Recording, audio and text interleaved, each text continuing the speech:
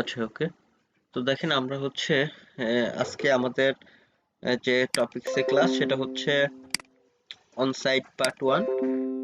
Onsite part one means আসলে আমরা যখন এসিও কে জানেন দুইটা ভাগে ভাগ করা হয়, একটা হচ্ছে অন পেজ এসিও আর একটা হচ্ছে অফ পেজ এসিও।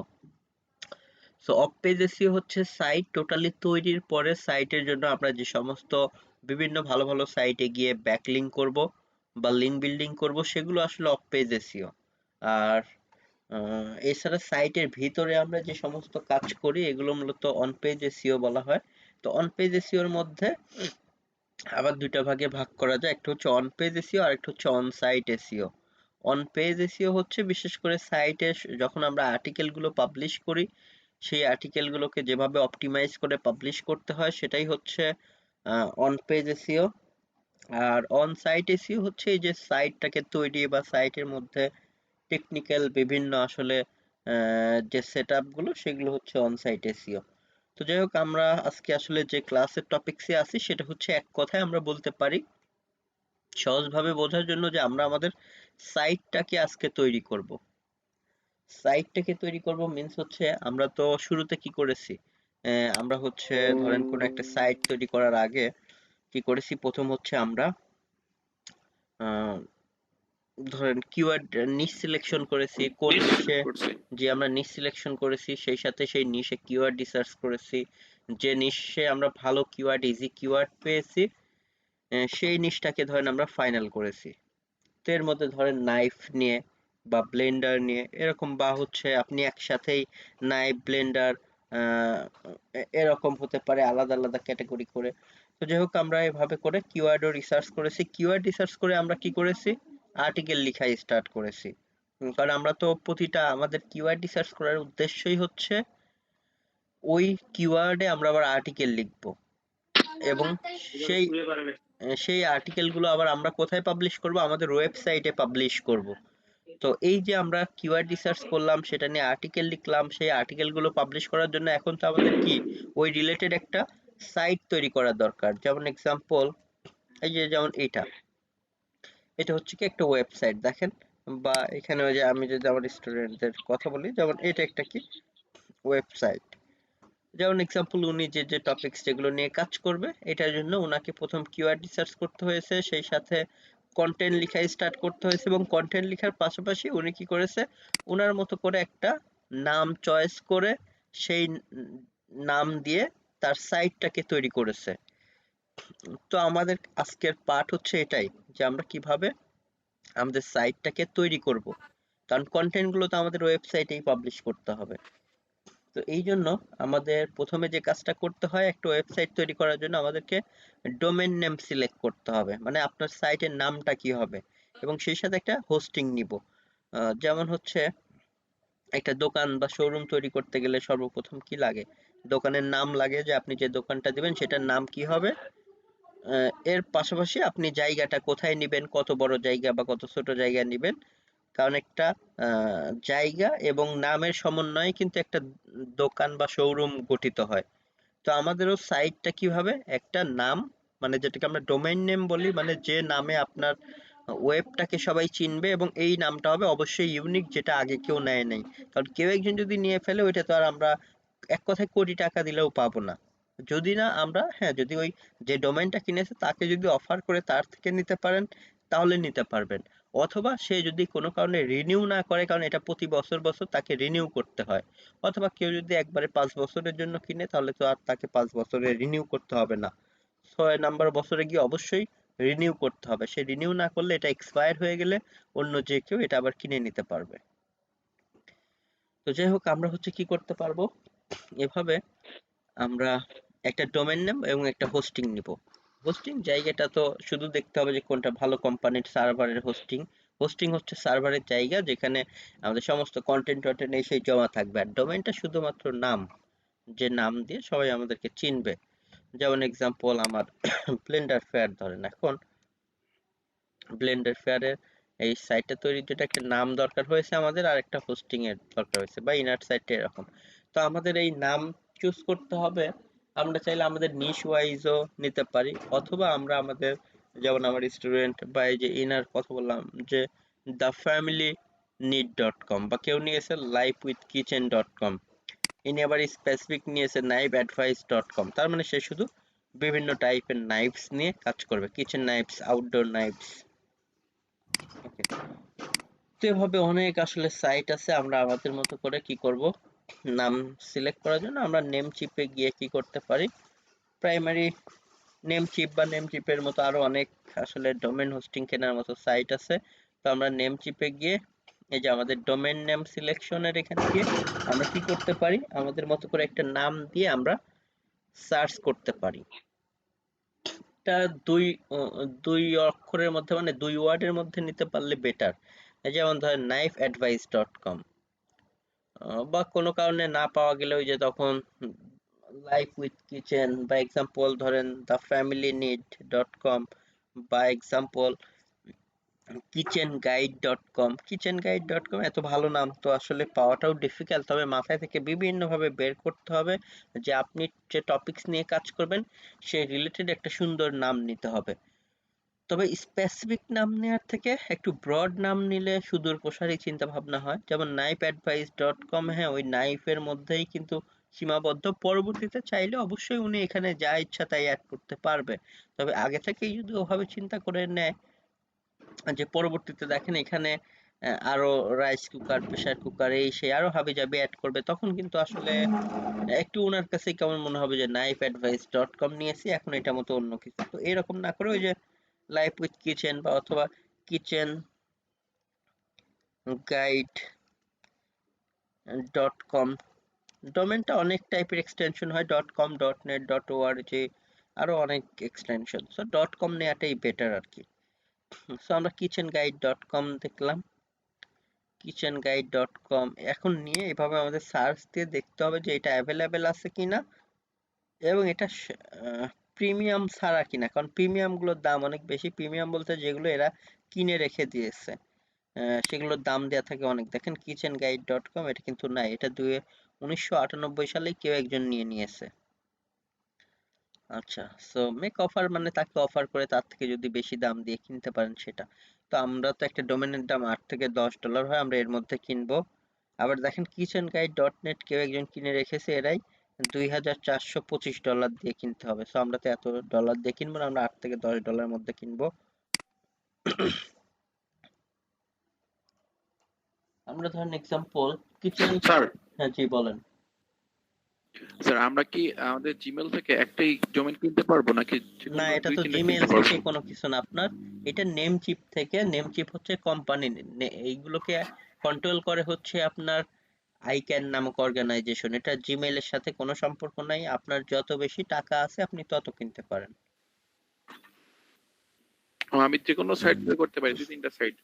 হ্যাঁ, আপনি চাইলে 1 লক্ষ 1 কোটি ডোমেইনও কিনতে পারেন চাইলে, বাট আপনার যদি সেই পরিমাণে আপনি ইনভেস্ট করেন, মানে এখানে টাকা হলেই আপনি কিনতে পারবেন, আপনার যত ইচ্ছা দিবেন। জি, থ্যাংক ইউ। ওকে, সো এখানে হচ্ছে ডোমেইন নেম এভাবে প্রতিটা, ওই যে একটা সাইট, যে কোনো একটা সাইট তৈরির জন্য মাস্ট বি কি দরকার, একটা ডোমেইন দরকার হয়। যেমন google.com না, google.com, এই গুগলেরও কি করতে হয়েছে, এভাবে ডোমেইন কিনতে হয়েছে। ডোমেইনটাকে মূলত কন্ট্রোল করে হচ্ছে আইক্যান নামক একটা অর্গানাইজেশন আছে। বাট আমরা যে নেম চিপ বা বাংলাদেশে বিভিন্ন ডোমেইন হোস্টিং প্রোভাইডার এদের কাছ থেকে কিনি, এরা ওদের থেকে কি করে, আইক্যান থেকে একটা ফিস দিয়ে ওদের থেকে কিনে নিয়ে এরা রিসেল করে। তবে মূলত আইক্যান নামক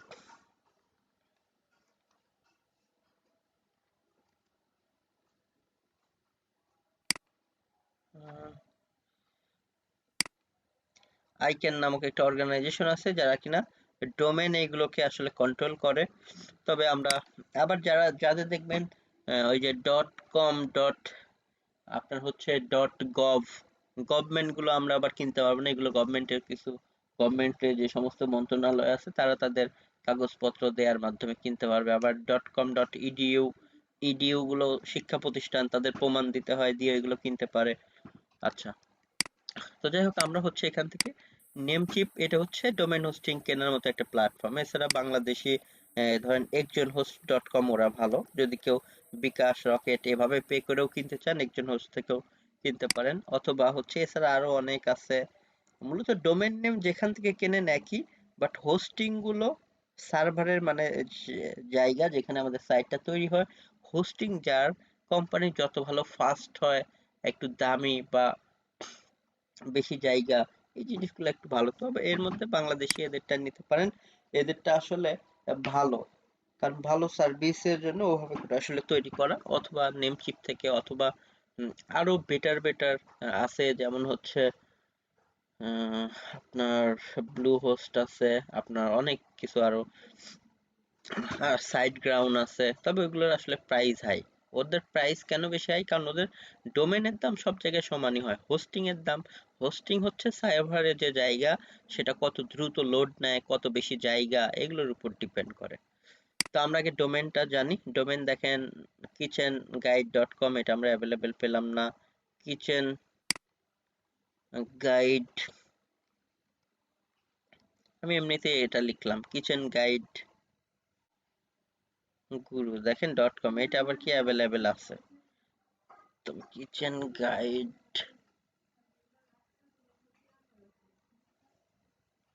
আমরা লিখলাম,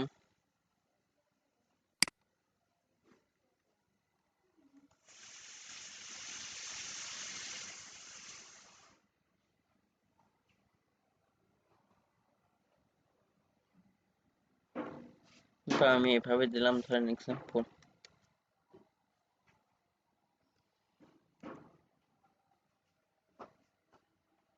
এটাও প্রিমিয়াম আছে অনেক টাকা, সেকেন্ড ইয়ার থেকে যে কম। তবে আমরা তো এটাও নিব না, আমরা হচ্ছে কি করলাম, আমরা ধরেন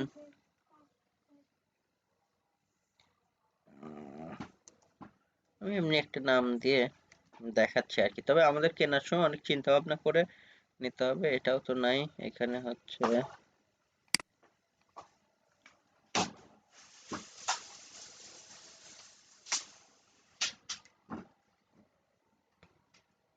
আমি এমনিতেই ধরেন এটা লিখলাম, কি লিখলাম, আমি লিখলাম হচ্ছে trendykitchenguide.com বা এক্সাম্পল, আরো অনেক ভাবে হতে পারে, kitchenexpert.com বা kitchen advice,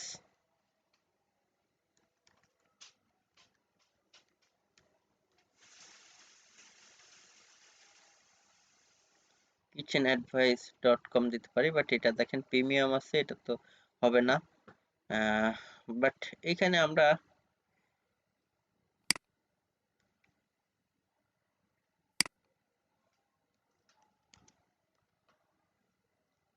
kitchen advice blog, ওকে, আমি এমনিতে আর কি দেখালাম যে যেগুলো যে অ্যাভেলেবেল হবে, তবে 2 ওয়ার্ডের হলে নামটা একটু ভালো শোনা যায়। আপনি এভাবে করে চিন্তা ভাবনা করে নিতে পারবেন। .com গুলো সবসময় প্রেফার করবেন। তবে ডোমেন কেনার জন্য জাস্ট এইভাবে ডোমেন সিলেক্ট করে এরপরে অ্যাড টু কার্ডে যেতে হয়। যদি কেউ মাস্টার কার্ড দিয়ে কিনেন, আগে অ্যাকাউন্ট করে নিতে হয় অবশ্য, তাহলে বেটার। বা এই যে করে এর সাথে আমরা এসএসএল-টাও নিতে পারি। এখানে এক্সট্রা করে অবশ্য এসএসএল নিতে হয়। আর একজন হোস্ট আবার হোস্টিং এর সাথে এসএসএল ফ্রি থাকে। তো ওই ঘুরে ফিরে দাম একই। এরা এই যে কেনার সময় একটু কম নিচ্ছে, ওইখানে হয়তো $1 বেশি নিবে, ওভাবেই। সো দেখেন এখানে এটা আছে, সাথে এসএসএল-টা আমরা এভাবে টিক মার্ক দিয়ে সিলেক্ট করে নিতে পারি। এসএসএল-টা আচ্ছা আমরা দেখি। এসএসএল হচ্ছে মূলত কিচেন এভরি, আচ্ছা লিখছেন কি,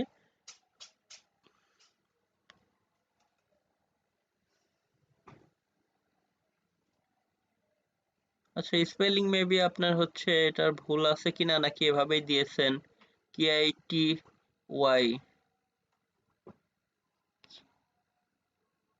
কিচেন এভরিডে, মেবি স্পেলিংটা আসলে হয় নাই। স্পেলিং ঠিক করে দেখবেন এটা আবার আছে কিনা।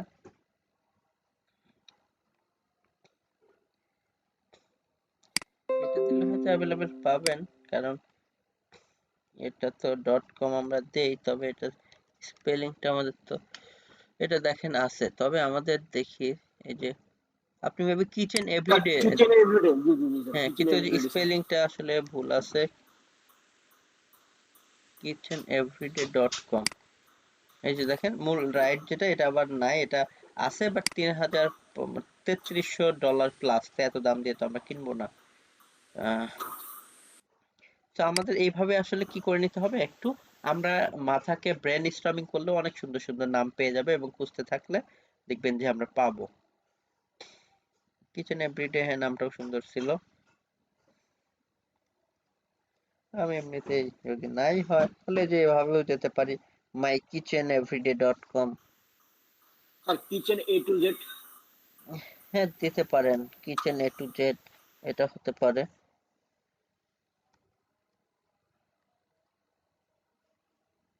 গিয়ে দেখতে হবে।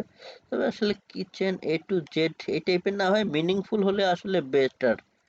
ওকে, আর মিনিংফুল আমরা কোনো কিছুতেই kitchen kitchen expert expert maybe পাওয়া যাবে না।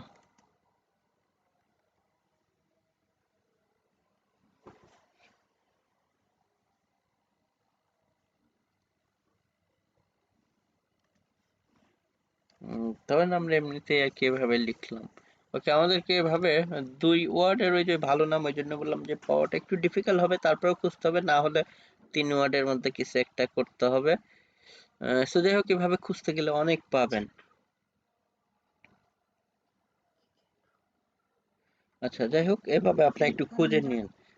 বিভিন্ন নাম দিয়ে দিয়ে আপনারা এখানে এসে এসে এভাবে দেখবেন যে কোনটা ভালো নাম পাওয়া যাচ্ছে, এবং এই যে $8 থেকে $10 মধ্যেই, মানে যেটা আসলে মেইনলি দাম। আর এছাড়া যারা কিনে টিনে রাখে ওইগুলো তো অন্যভাবে। তো আমরা এভাবে ডোমেইন নেম একটা কি করে নিব, আমরা চুজ করব যে কোনো নেম। আমি এক্সাম্পল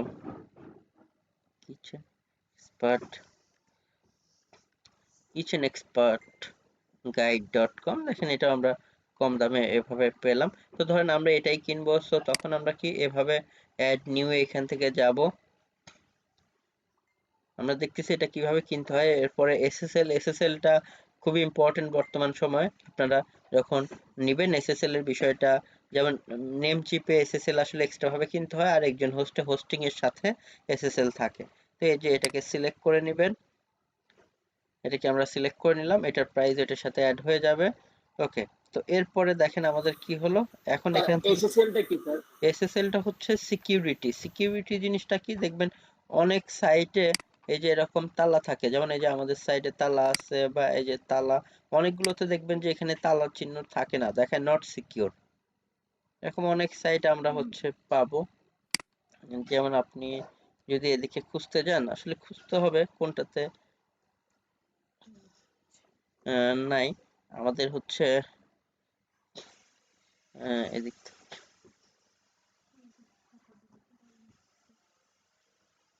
আমরা জাস্ট এদিক থেকে আচ্ছা, এরকম অনেক সাইট অনেক সময় আমরা পাবো যেগুলোতে ধরেন এসএসএল দেখবেন নাই। আচ্ছা, কি দিয়ে খোঁজা যায়?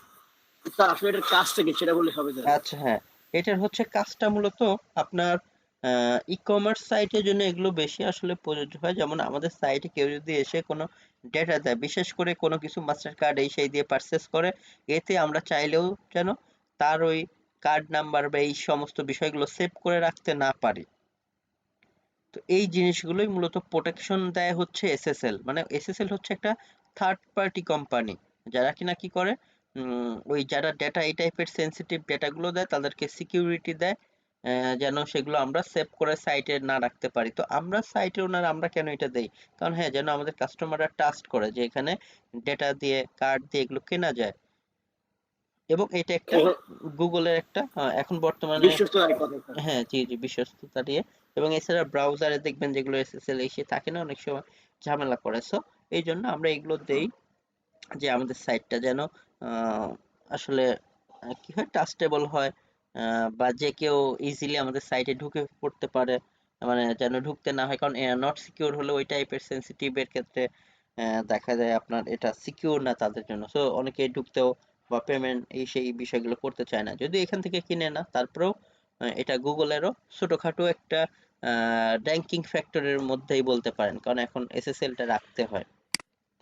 তো আমরা এই জন্য মাস্ট বি এসএসএলটাও নিব। তো এসএসএলটা আমরা হচ্ছে ধরেন ওইভাবে অ্যাড করে নিলাম, নিয়ে হয়তো আমরা এরপরে চেক আউটে যাব। চেক আউটে গেলে এখন এই যে কয় বছরের জন্য আপনি ডোমেনটাকে নেবেন সেটা সিলেক্ট করে দিতে হবে। যেমন ম্যাক্সিমাম একবারই 10 বছরের জন্য নেওয়া যাচ্ছে, আপনি চাইলে হয়তো 1 বছর বা 2 বছরের জন্য নিতে পারেন। হয়তো আমি এমনি 2 বছর ধরেন দিলাম, তখন এই প্রাইসটা এই যে ডাবল হয়ে যাচ্ছে। আহ, অথবা 1 বছর থাকলে কম থাকবে। তো আমরা এরপরে আমরা কি করব, এখান থেকে জাস্ট আমাদেরকে ওই যে কনফার্ম অর্ডারে যেতে হবে। এরপর আমাদের ওই যে অ্যাকাউন্ট লগ ইন করতে হবে অথবা ক্রিয়েট করতে হবে।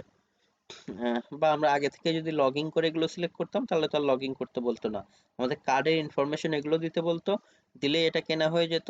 এরপরে আমরা আবার এখান থেকে কি করতাম, হোস্টিং এ যেতাম। হোস্টিং এ এসে এরপর আমরা যে প্যাকেজটা হোস্টিং এর দেখেন এগুলো হচ্ছে প্রতি মাসেরটা দেখাচ্ছে, তার মানে ইয়ারলিতে আমরা ধরেন এখান থেকে গেলাম, যাওয়ার পরে দেখাচ্ছে নিউ ডোমেইন নেম, মানে হোস্টিং কিনতে গিয়ে চাইলে নতুন ডোমেইন নেম সিলেক্ট করেও কিনতে পারেন, অথবা আমি দিলাম এক্সিস্টিং ডোমেইন নেম, মানে অলরেডি আমার এখান থেকে একটা ডোমেইন কেনা আছে। এরপরে আমাদেরকে যেটা করতে হবে এখান থেকে আর কি, একটা মিনিট,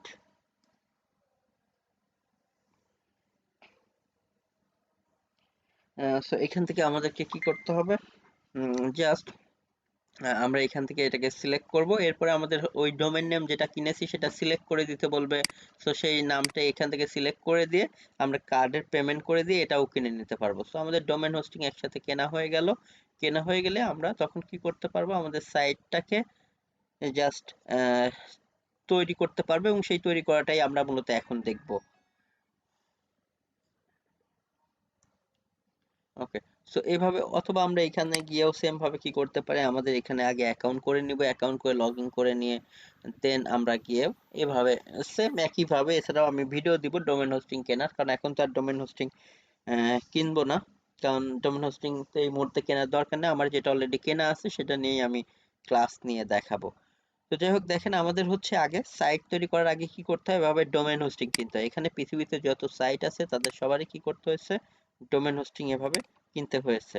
তো আমার ধরেন আমি জিমেইলে যাই, আমরা ডোমেন হোস্টিং কেনার পরেই সেই ডোমেইনের হোস্টিং এর বিশেষ করে কি আসে, সি প্যানেল, সি প্যানেলের আইডি পাসওয়ার্ড আমাদের যে মেইল দিয়ে, ওই যে এই সমস্ত ডোমেন হোস্টিং যেখান থেকে কিনি ওইখানে তো অ্যাকাউন্ট করা থাকে যে মেইল দিয়ে, সেই মেইলে আমাদেরকে তারা কি করে, ওই সি প্যানেলের অ্যাক্সেস পাঠিয়ে দেয়। সি প্যানেল কি, সি প্যানেল ওই যে হোস্টিং এর কন্ট্রোল প্যানেল, মানে হোস্টিং এ ঢোকার জন্য বা এই সেই।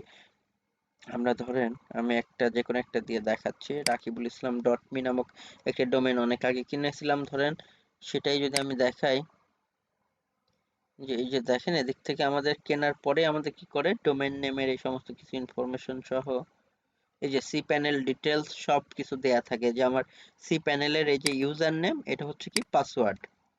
এটা যদিও এখন অ্যাভেলেবেল নাই, এই জন্য আমি এটা দেখালাম, বাট যেটা আছে যেটা দিয়ে করব ওইটাকে আমি হচ্ছে কি করব, একটু স্ক্রিনটাকে হাইড করব, কারণ যেহেতু আইডি পাসওয়ার্ডের বিষয় আছে।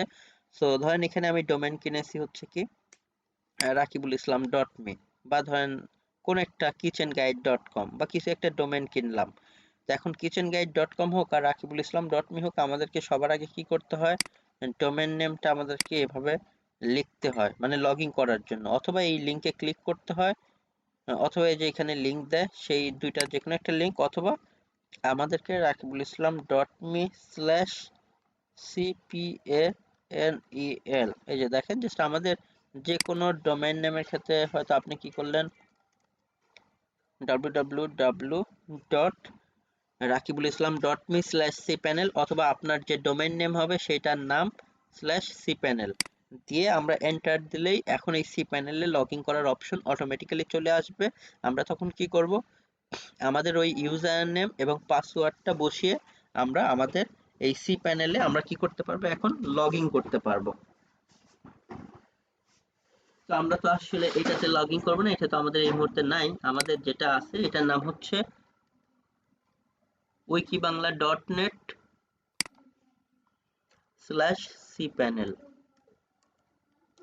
ওকে, wikibangla.net/cpanel আমার যে সাইটটা দিয়ে এখন আমরা কাজ করে দেখব বা সাইট তৈরি করে দেখব, কারণ এখন তো আর wikibangla.net নামক ডোমেন হোস্টিং ধরেন আমি কিনেছি, কেনার পরে এভাবে সার্চ দিলেই তো আর আমার সাইট আসবে না, কারণ কোনো সাইটই নাই।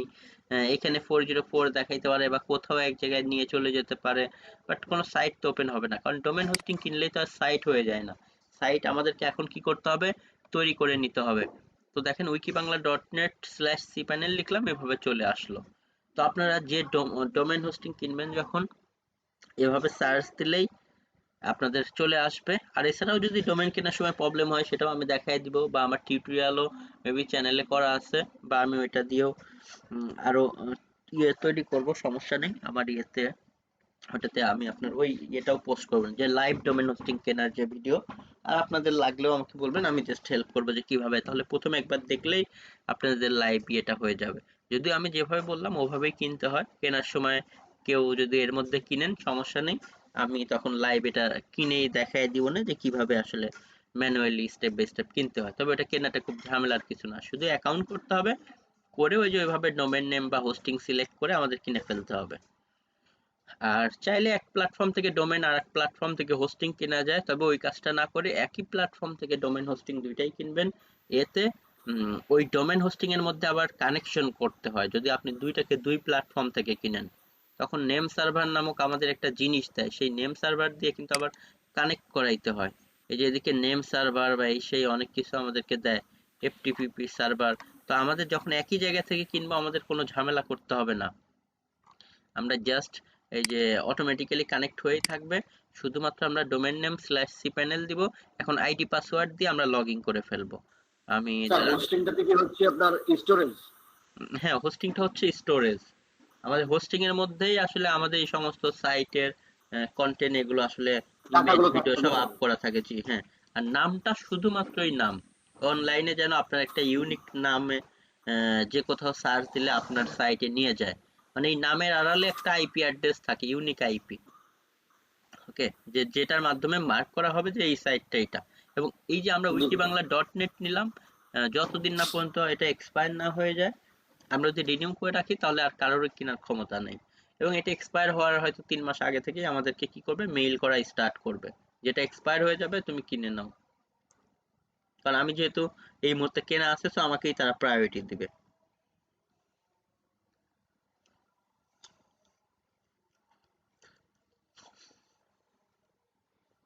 স্যার আমি চাইলে কি আপনার স্টোরেজ ইয়া মানে ইয়াটা এসএসএল যেটা ইয়া হোস্টিং যেটা, সেটা কি আবার চাইলে স্টোরেজ পরে বাড়াতে পারবো, নাকি একবারে যেটা কিনবো সেটাই? আপনি বাড়াইতে পারবেন, বাড়াইতেও পারবেন। আপনি যদি চান চেঞ্জ করবেন ওভাবে, ওগুলো তবে চেঞ্জ করার ক্ষেত্রে কিছু ওই যে কাজ আছে এগুলো করতে আপনি বাড়াইতে পারবেন ইজিলি। জি স্যার।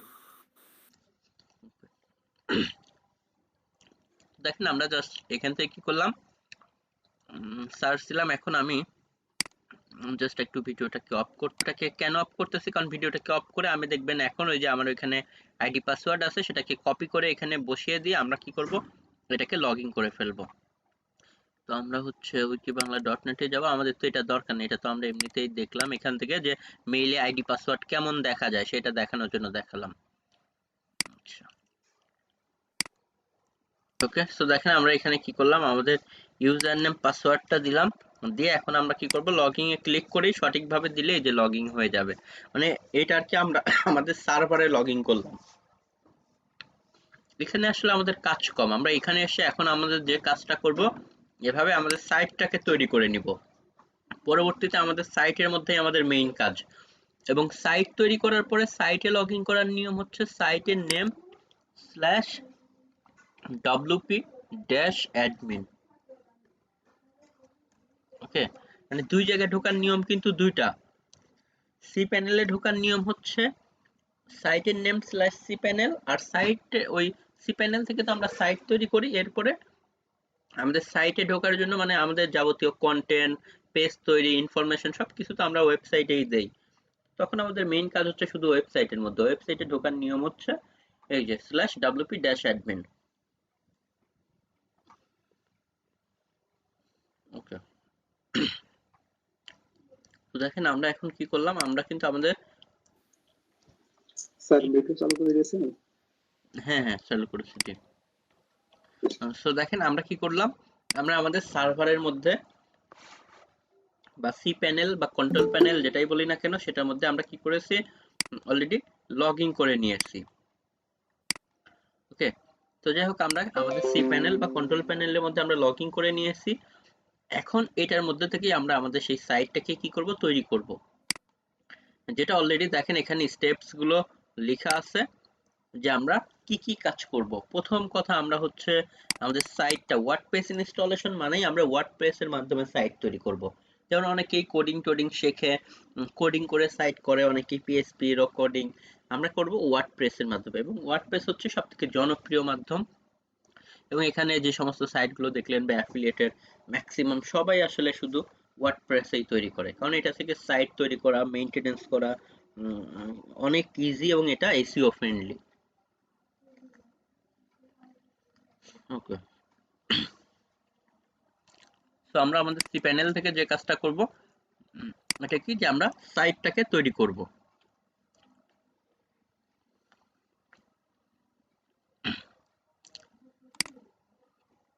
তো আমরা যাই, আমরা আমাদের সাইটের মধ্যে যাই, সেখান থেকে একদম প্রথমে আমরা যে কাজটা করব সেটা হচ্ছে সফটওয়্যার নামক সেগমেন্ট থেকে আমরা সফটাকিউলাস নামক এই যে একটা অপশন খুঁজে পাবো, সফটাকিউলাস অ্যাপ ইনস্টলার।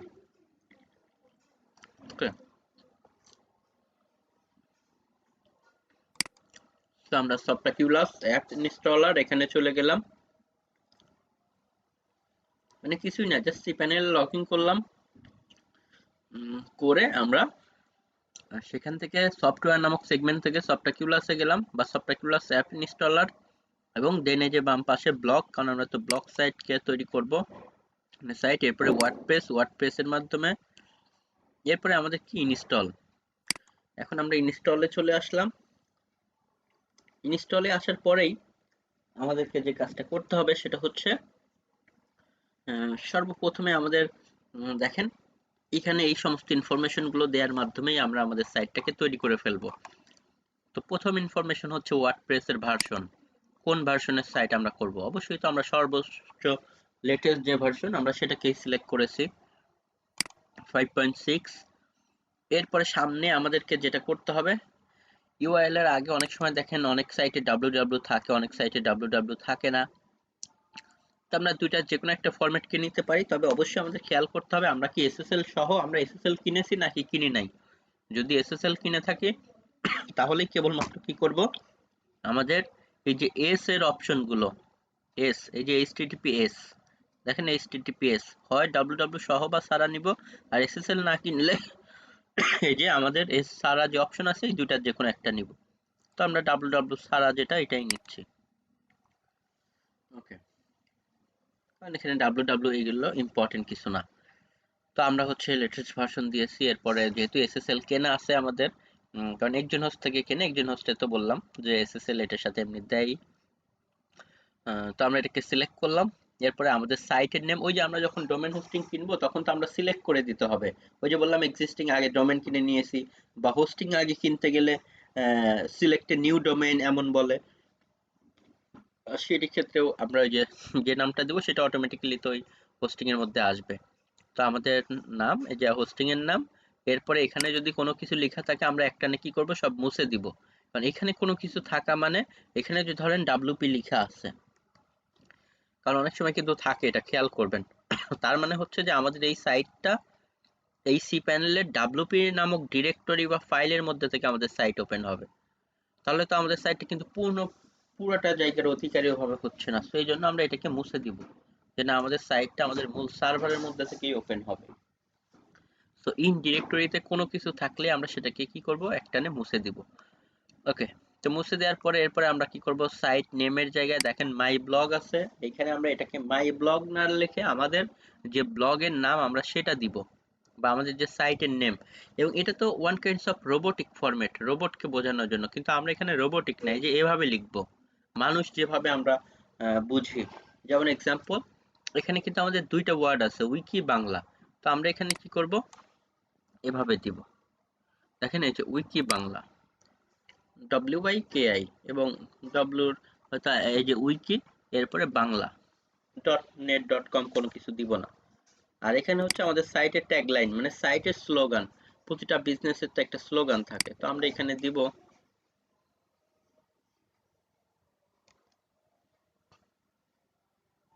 ধরেন আমরা এটা আগে লেখা ছিল জন্য এটা ডিফল্ট ভাবে আসলো, বা আমি এটা ধরেন এটা আমাদের ম্যানুয়ালি লিখে দিতে হবে।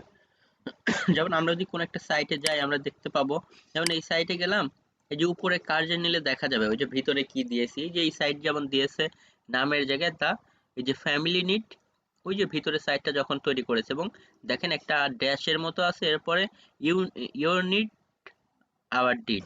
ওকে, এটা বা যে কোনো সাইটেই আপনার এভাবে গেলে আমাদের কি থাকে, বা এই যে এই সমস্তগুলোর মধ্যে আমাদের প্রতিটার মধ্যেই এরকম কি থাকে আর কি। বা আমরা আরো দুই একটা সাইটে যদি যাই,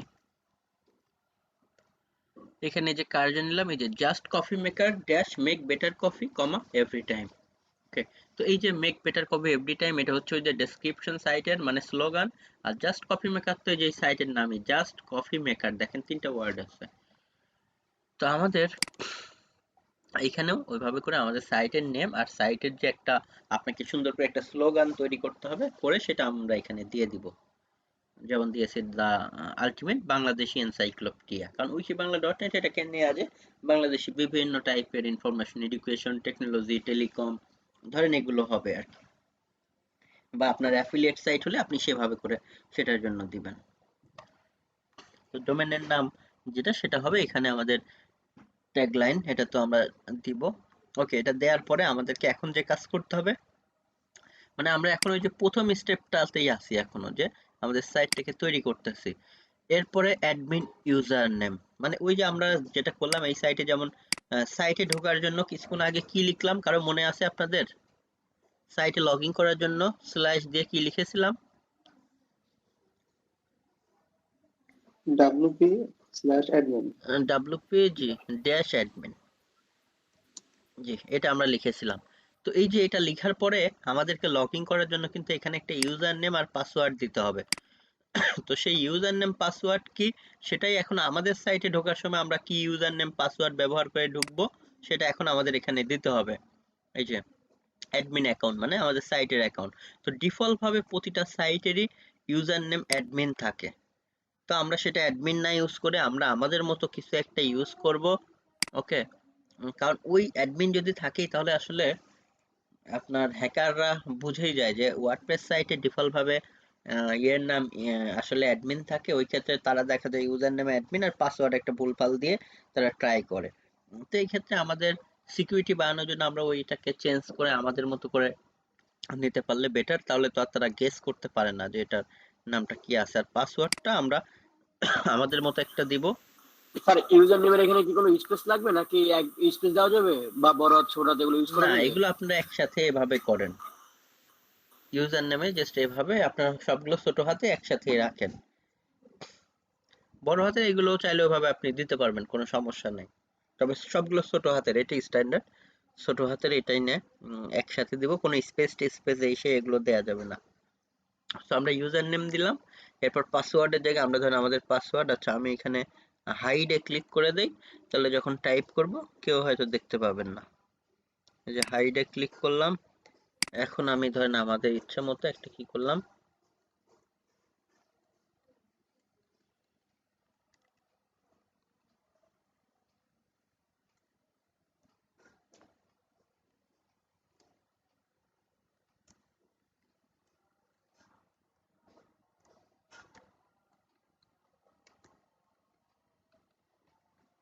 ওকে ধরেন আমরা একটা পাসওয়ার্ডও দিলাম স্ট্রং করে, বিভিন্ন ক্যারেক্টার দিয়ে, স্পেশাল ক্যারেক্টার, নাম্বার, এগুলো দিয়ে এই চিহ্ন মানে কালার মিন্স হচ্ছে এটা স্ট্রং। ওকে, এরপরে আমাদের ল্যাঙ্গুয়েজ তো ইংলিশেই থাকবে, যেহেতু আমরা ইংলিশে এই সমস্ত আর্টিকেল পাবলিশ করব। সবকিছু থাকার পরে এখান থেকে যে কোনো একটা থিম, ডিফল্ট ভাবে অবশ্যই একটা সিলেক্ট হয়ে আছে, বা কোনো একটা থিম সিলেক্ট করে দিতে পারি।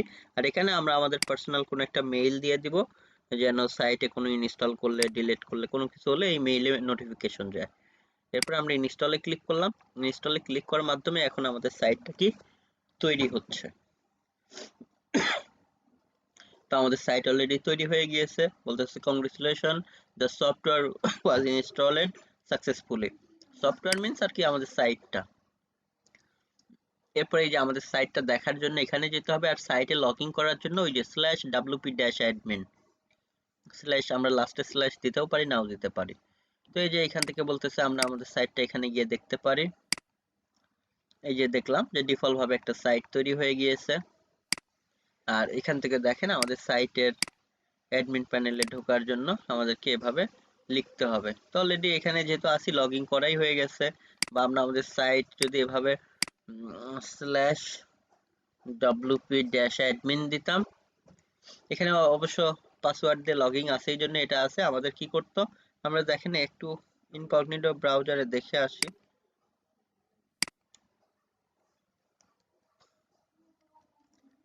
wikiBangla.net, হ্যাঁ, এখন বড় কথা যেটা আমাদের সাইট লিখে সার্চ করলে তো আমাদের সাইটে যে ওপেন হচ্ছে, সাইটে ডিফল্ট ভাবে এটা একটা আর্টিকেল, হ্যালো ওয়ার্ল্ড নামক একটা আর্টিকেল দেখেন পাবলিশ হয়ে আছে। ওকে, এই সেই। তো আমরা তো আমাদের মতো করে সুন্দর করে এটাকে সাজিয়ে নিব। এই যে আমাদের সাইটের নেম, আমাদের ডেসক্রিপশন যেগুলো দিয়েছিলাম সেগুলো এখানে এভাবে আছে। ওকে, তো যাই হোক, আমরা আমাদের সাইটে এখন লগ ইন করার জন্য কি করব, /wp-admin দিলাম। দিলে এই যে ইউজার নেম আমরা যেটা দিয়েছিলাম সেটা দেব, পাসওয়ার্ড দিয়ে লগ ইন করে ফেললেই আমাদের সাইটের প্যানেলে আমরা লগ ইন করে ফেলতে পারবো। লগ ইন করার পরে আমাদের সাইটের মধ্যে যে এভাবে আমরা দেখতে পারবো, যেমন আমাদের সাইটে পোস্ট করার জন্য এই যে অ্যাড নিউ পোস্ট বা অল পোস্ট, মানে যত আর্টিকেল পাবলিশ করা থাকবে অল পোস্টে গেলে দেখতে পারবো। এই যে একটা ডিফল্ট ভাবে আর্টিকেল বললাম পাবলিশ করা আছে। এরপরে বা এখান থেকে অ্যাড নিউ এ যেতে পারি, বা অল পোস্ট এসে এখান থেকে অ্যাড নিউ এ আসতে পারি। এসে আমরা কি করতে পারবো, আমাদের যে আর্টিকেল সেটাকে আমরা এখান থেকে এই যে টাইটেল দিতে পারবো, সাইটটাকে পাবলিশ করতে পারবো। ওকে, তো আমরা অবশ্য নতুন ফরম্যাটে এই যে আর্টিকেল, এটা একটু প্রবলেম, তো এই জন্য আমরা কি করবো, একটা ভার্সন নতুন থাকবে কিন্তু আর্টিকেল পাবলিশ করার পুরাতন অপশনটাই বেশি বেটার ছিল। এই জন্য আমরা একটা প্লাগইনসও ইউজ করব যেটার নাম হচ্ছে ক্লাসিক এডিটর। মানে ফেসবুক যেমন এখন নিউ ভার্সন হয়ে গেছে, ধরেন আমাদের এটা বুঝতে সমস্যা হয়, সো এইটার এমন যে নিউ ভার্সন আমরা ইউজ করব কিন্তু আর্টিকেল পাবলিশের সিস্টেম পুরাতন ওয়েতেই করব, যেটা আরো একটু বেশি ইজি এর থেকে। তো এই ক্ষেত্রে আমরা ক্লাসিক এডিটর নামক প্লাগইনস আছে সেটা ইউজ করব। প্লাগইন জিনিসটা কি, প্লাগইন হচ্ছে আমাদের সাইটে যে সুবিধাগুলো নাই সেটাকে এখানে নিয়ে আসার জন্য আমরা গিয়ে প্লাগইন অ্যাড করি। এই যে প্লাগইন থেকে অ্যাড নিউ অপশনে গিয়ে এই যে ক্লাসিক এডিটর অলরেডি আছে, আমরা সার্চ করতে পারি। এটাকে প্রথম ইনস্টল করতে হয়, এরপর অ্যাক্টিভেট করতে হয়। মানে প্লাগইন থেকে বিভিন্ন সুযোগ সুবিধার জন্য আমরা কি করতে পারি, আমাদের সাইটে এখন আমরা যদি অ্যাড নিউ এ নতুন আর্টিকেল পোস্ট করতে যাই, এখন এই যে সুন্দর মতো আমাদের আর্টিকেলের টাইটেল, এখানে বলতেছে প্যারাগ্রাফ বা বডির অপশন, এখানে যে আমরা বিভিন্ন লিঙ্ক আপ টিঙ্ক আপ এই সেই যাবতীয় কিছু করতে পারবো। সো নিউ ভার্সন আছে কিন্তু আর্টিকেল পাবলিশনের এটা হচ্ছে কি আসলো, পুরাতন নিয়মে আসলো, যেটা আমাদের জন্য বুঝতে অনেকটা ইজি হয়। ওকে, তো যাই হোক এই বিষয়গুলো। এরপরে আমরা এখান থেকে ড্যাশবোর্ড থেকে তো কি করলাম, আমাদের হচ্ছে পোস্ট থেকে পোস্ট করা, বিভিন্ন ক্যাটাগরি তৈরি করা। কারণ আমাদের সাইটের দিক থেকে যে এগুলো হচ্ছে, দেখেন এই যে উপরে যেগুলো, এগুলো হচ্ছে কিন্তু এক একটা ক্যাটাগরি। তো আমরা আমাদের ইচ্ছে মতো ক্যাটাগরি তৈরি করে নিব। এগুলো হচ্ছে পেজ, প্রাইভেসি পলিসি, কন্টাক্ট, এগুলো আমরা তৈরি করব। তো সবকিছুই আমরা আসলে করব। আমাদের এটা তো সি প্যানেল, আমরা আমাদের সাইটে যাই, তো পোস্টের অপশন, এছাড়া মিডিয়া গুলো থাকবে, পেজ তৈরি করার জন্য কমেন্টস, অ্যাপিয়ারেন্স হচ্ছে থিম জনিত কাজ, আমরা এখন তো এই থিমকে চেঞ্জ করে নিব। প্লাগইন যেগুলো বললাম সুবিধা সাইটে নাই, বাট বাড়তি সুবিধা নিয়ে আসার জন্য বিভিন্ন প্লাগইনস এর মাধ্যমে আমরা এই কাজগুলো করতে পারি। যেমন সোশ্যাল মিডিয়ায় আমাদের কন্টেন্ট শেয়ার করতে হবে। এখন আমরা তো কোডার বা ডেভেলপার না, আমরা কোড করতে পারবো না। আমরা শুধু সোশ্যাল শেয়ারিং বাটন নামক সার্চ দিলে অনেক প্লাগইন আছে, জাস্ট অ্যাড করে নিব, অ্যাড করলে ওই সুবিধা আমাদের সাইটে চলে আসবে। মানে ওই যে ব্রাউজারে অ্যাডঅনস এর মতো আর কি, যে ডেভেলপাররা এই সমস্ত কাজগুলো করেই রাখে সেগুলো। যাই হোক, আমরা সেগুলো করব। ইউজার থেকে আমরা নতুন ইউজার ক্রিয়েট করতে পারবো যেন তারা আমাদের সাইটে ঢুকে কাজ করতে পারে তার রোল অনুযায়ী, অ্যাডমিন বা বিভিন্ন ইউজার এগুলো আছে, টুলস আছে, সেটিংস আছে, এই কাজগুলো আমরা এদিক থেকে সব করব। তো এটা হচ্ছে আমাদের সাইটের বলা হয় ব্যাকএন্ড। ব্যাকএন্ড হচ্ছে কি আমাদের সাইটের ভিতরের পার্ট। আর এই যে এটা হচ্ছে এখান থেকে সাইট ভিজিট বা সাইটে করলাম, এটা হচ্ছে কি ফ্রন্ট এন্ড, মানে সাইটের বাইরের মানুষজন না ঢুকে কিভাবে দেখতে পাবে। কারণ ব্যাকএন্ডে যে কাজ করে সেগুলো ফ্রন্ট এন্ডে আমাদের ইউজাররা এটা সুন্দরভাবে দেখতে পায়। কারণ এটা একটা সাইটের ফ্রন্ট এন্ড, বাট ভিতরে যেটা সেটাকে ব্যাকএন্ড বলা হয়। তো যাই হোক, আমরা আমাদের প্রথম কাজটা করেছি। এখন আমাদের দ্বিতীয় কাজ হচ্ছে ডিসকারেজ ইন্ডেক্সিং। ওকে, ডিসকারেজ ইন্ডেক্সিং জিনিসটা কি আমরা একটু বলি। ডিসকারেজ ইন্ডেক্সিং হচ্ছে আমাদের যে সাইটটা আমাদের হচ্ছে আচ্ছা ওকে, সো আমাদের যেটা বললাম 10 জনের মতো আছেন এখানে, ওকে। সো জাস্ট আমাদের কি নিয়ে কথা বলতেছিলাম, যে আমাদের হচ্ছে সেকেন্ড অপশনটা ডিসকারেজ ইন্ডেক্সিং। এই বিষয়টা হচ্ছে এমন যে আমাদের সাইটটাকে গুগল বা বিভিন্ন সার্চ ইঞ্জিনের স্পাইডারদের থেকে আমরা এখন লুকায় রাখবো। কেন লুকায় রাখবো? যে তারা যেন আমাদের সাইটটাকে ইন্ডেক্স করতে না পারে। কারণ আমাদের সাইটটা তো ধরেন আমরা তৈরি করেছি, বাট আমাদের সাইটটা কিন্তু এখনো অপটিমাইজ না, সাইটটা কোনো ভালো কন্টেন্ট নাই, বা সাইটটা টোটালি আনঅপটিমাইজ, অগোছালো আছে। এটাকেই তো আমরা কাজ করতে করতে অপটিমাইজ করব। বাট এই অবস্থায় যদি গুগল বা বিভিন্ন সার্চ ইঞ্জিনের রোবট আমাদের সাইটে ঢুকে, এটা আমাদের সাইটের ইমপ্রেশন নষ্ট হবে। তো যার কারণে আমরা এটাকে এখন কি করে রাখবো, ডিসকারেজ করে রাখবো। যখন এই যে কয়েকটা ক্লাসের মাধ্যমে আমাদের সাইটটাকে ধরেন আমরা অপটিমাইজ করে ফেলবো, কয়েকটা ভালো কন্টেন্ট পাবলিশ করব, দেন আমরা কি করব, আমাদের সাইটটাকে তখন এই ডিসকারেজটা উঠিয়ে দিয়ে আমরা ইন্ডেক্সিং করব, যেন তখন আমাদের সাইটে আসতে পারে এবং শুরুতেই গুগল মনে করে যে না, এটা একটা খুবই ভালো সাইট, ইমপ্রেশনটা ভালো হয়। তো এই জন্য আমরা এই যে সেটিংস থেকে চলে আসবো কোথায়, রিডিং এ। এই রিডিং থেকে আমরা কি করব, এই যে এখানে টিক মার্ক করে দিব discourage search engine from indexing this site. এটা করে আমরা কি করব, এই যে সেভ চেঞ্জেস। এখন আর রোবট, কোনো সার্চ ইঞ্জিনের রোবট আমাদের সাইটকে ঢুকতে পারবে না, ইন্ডেক্সিং এও নিতে পারবে না। তার মানে হচ্ছে এখন যদি কেউ মনে করেন www. আমার সাইটের নাম wikibangla.net লিখেন, তাহলে কিন্তু সাইটে ঢোকা যাবে, কারণ এটা তো আমরা ডিরেক্ট কল করে সাইটে ঢুকতেছি। কিন্তু সার্চ ইঞ্জিনে এটাকে আর খুঁজে পাওয়া যাবে না। এই যে এভাবে গেলে আমরা আমাদের সাইটে ঢুকতে পারবো, কিন্তু সার্চ ইঞ্জিনে আমাদের সাইটে ঢুকতে পারবে না। সার্চ ইঞ্জিন কি, যেমন দেখেন blenderfair.com, হ্যাঁ, এইটা দিলে তো এক কথা যে ডিরেক্ট কল করা, বাট এই যে এভাবে দেখেন আমরা লিখে যদি এরকম গুগল থেকে শুধু নাম দিয়ে কোনো প্রকার এই .com.net কোনো কিছু ছাড়া সার্চ দেই, তাও দেখেন এটা কিন্তু এই যে গুগল, এটা কিন্তু গুগলের রেজাল্ট এইভাবে খুঁজে পাওয়া যাচ্ছে, কিন্তু wikibangla.net কিন্তু এভাবে খুঁজে পাওয়া যাবে না। এর কোনো পোস্ট কেউ, এই যে আমরা দেখেন এখান থেকে সাইট ক্লোন দিয়ে আমরা যদি লাইফ উইথ কিচেন এভাবে দেই বা দ্য ফ্যামিলি নিড দেই, দেখেন তাহলে এইটার কোন কোন পেজ আসলে গুগলে ইন্ডেক্সিং এ আছে, 152টা পেজ ইন্ডেক্সিং এ আছে, এবং তার কোন কোন পেজে যে দ্য ফ্যামিলি নিডের বিভিন্ন পেজ, এটাকে কিন্তু যে গুগলের রেজাল্টে পাওয়া যাচ্ছে যে কতগুলো পেজ ইন্ডেক্সিং এ আছে, 152টার মতো রেজাল্ট। বাট আমরা যদি সাইট খুলুন এখন কি করি, আপনার হচ্ছে এখান থেকে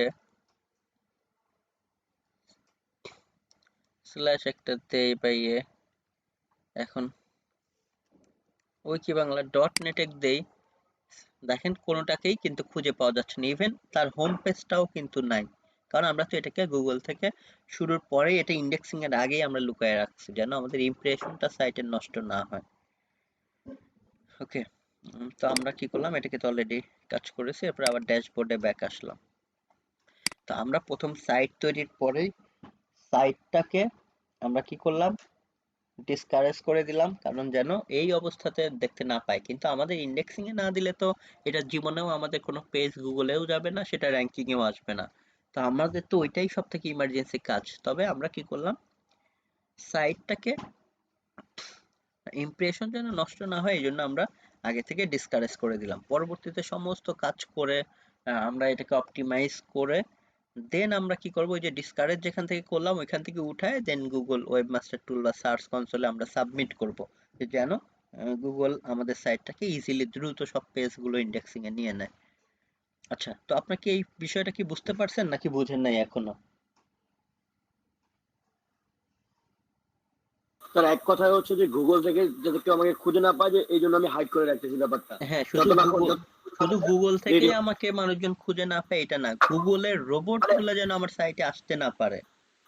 জি স্যার, এক কথা অনলাইনে যাতে নেট দুনিয়া কেউ আমাকে খুঁজে না পায়, হ্যাঁ, ইভেন যত না বিশেষ যতক্ষণ করে, না পর্যন্ত ভিডিও জি, হচ্ছে। বিশেষ করে গুগল টুগল এগুলো সার্চ ইঞ্জিন যেন আমাকে খুঁজে রেকর্ডে, তাদের রেকর্ডে নিয়ে নিতে না পারে, কারণ আমি এই মুহূর্তে আমার স্যার সাইটটাকে, আরেকবার দেখাবেন, নেটে পাওয়ার দেখতে পাইনি। হ্যাঁ জাস্ট আমরা কোথায় চলে যাব, আমাদের সাইটে গিয়ে কোথায় যাব? সেটিংসে যাব। সেটিংস থেকে রিডিং, মানে আমাদের সাইটকে যেন রিড করতে না পারে, মানে পড়তে না পারে। সেটিংস থেকে রিডিং, রিডিং থেকে এই যে এখানে টিকমার্ক ছিল না, টিকমার্কটা দিয়ে আমরা কি করেছি? সেভ করে দিয়েছি। কারণ এটা না করলে হয়তো কিছুক্ষণ পরে বা একদিন 2 দিন পরে এটা অটোমেটিক্যালি গুগল এসে আমাদের সাইটটাকে তাদের মানে লিস্টে নিয়ে চলে যেত, ইন্ডেক্স করে ফেলতো। তখন ওই যে সাইট ক্লোন ওইভাবে দিলে টিলে আমাদের নামটা অনলাইনে খুঁজে পাওয়া যেত। ওকে, এইভাবে। আর ডোমেন কেনার আগে অবশ্য আমরা এই ডোমেন কেনার আগে এই কথাগুলো অবশ্যই একটু আমরা বলি নাই।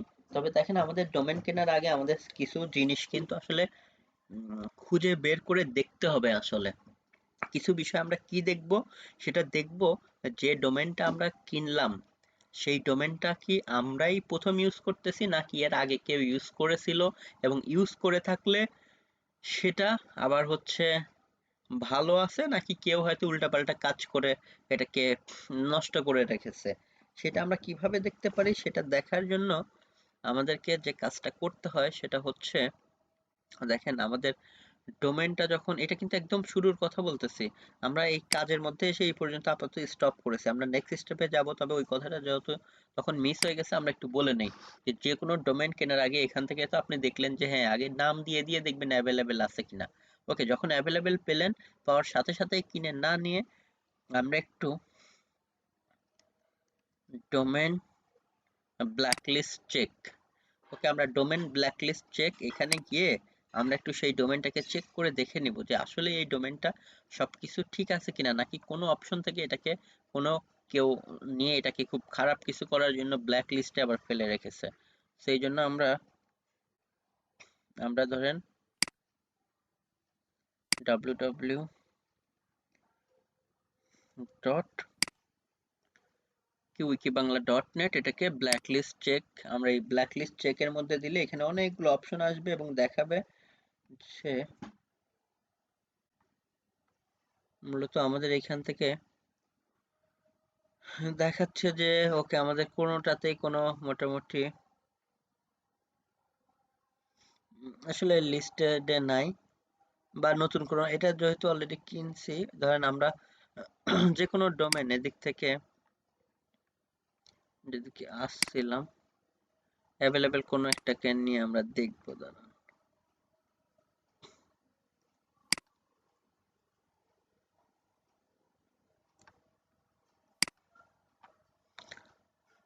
মানে যে ডোমেইনই হোক আমাদের এটাতে কোনো প্রবলেম নেই। এখন ওই যে ইয়ে নেওয়া আছে জন্য এখানে দেখাচ্ছে, ধরেন আমরা হচ্ছে উইকি বাংলা,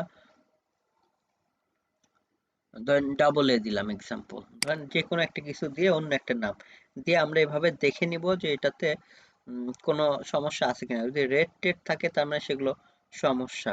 ওকে, তো এখানে দেখেন কোনো কিছুতেই আসলে সমস্যা নাই। So, আমাদের ডোমেইনেও মানে ক্রস ট্রস দেয়া থাকলে তার মানে সেটাতে প্রবলেম। তো এইটার থেকে আরেকটু ইমার্জেন্সি হচ্ছে, সেটা আমরা কি করতে পারি, ওই যে এই স্ট্র্যাপস যদি থাকে আমরা তাহলে সব জায়গার লিঙ্ক গুলো চেক করে নিব। বা এই স্ট্র্যাপস না থাকলে উবার সাজেস্ট ফ্রি আছে, বা এসিএম রাশ হতে পারে।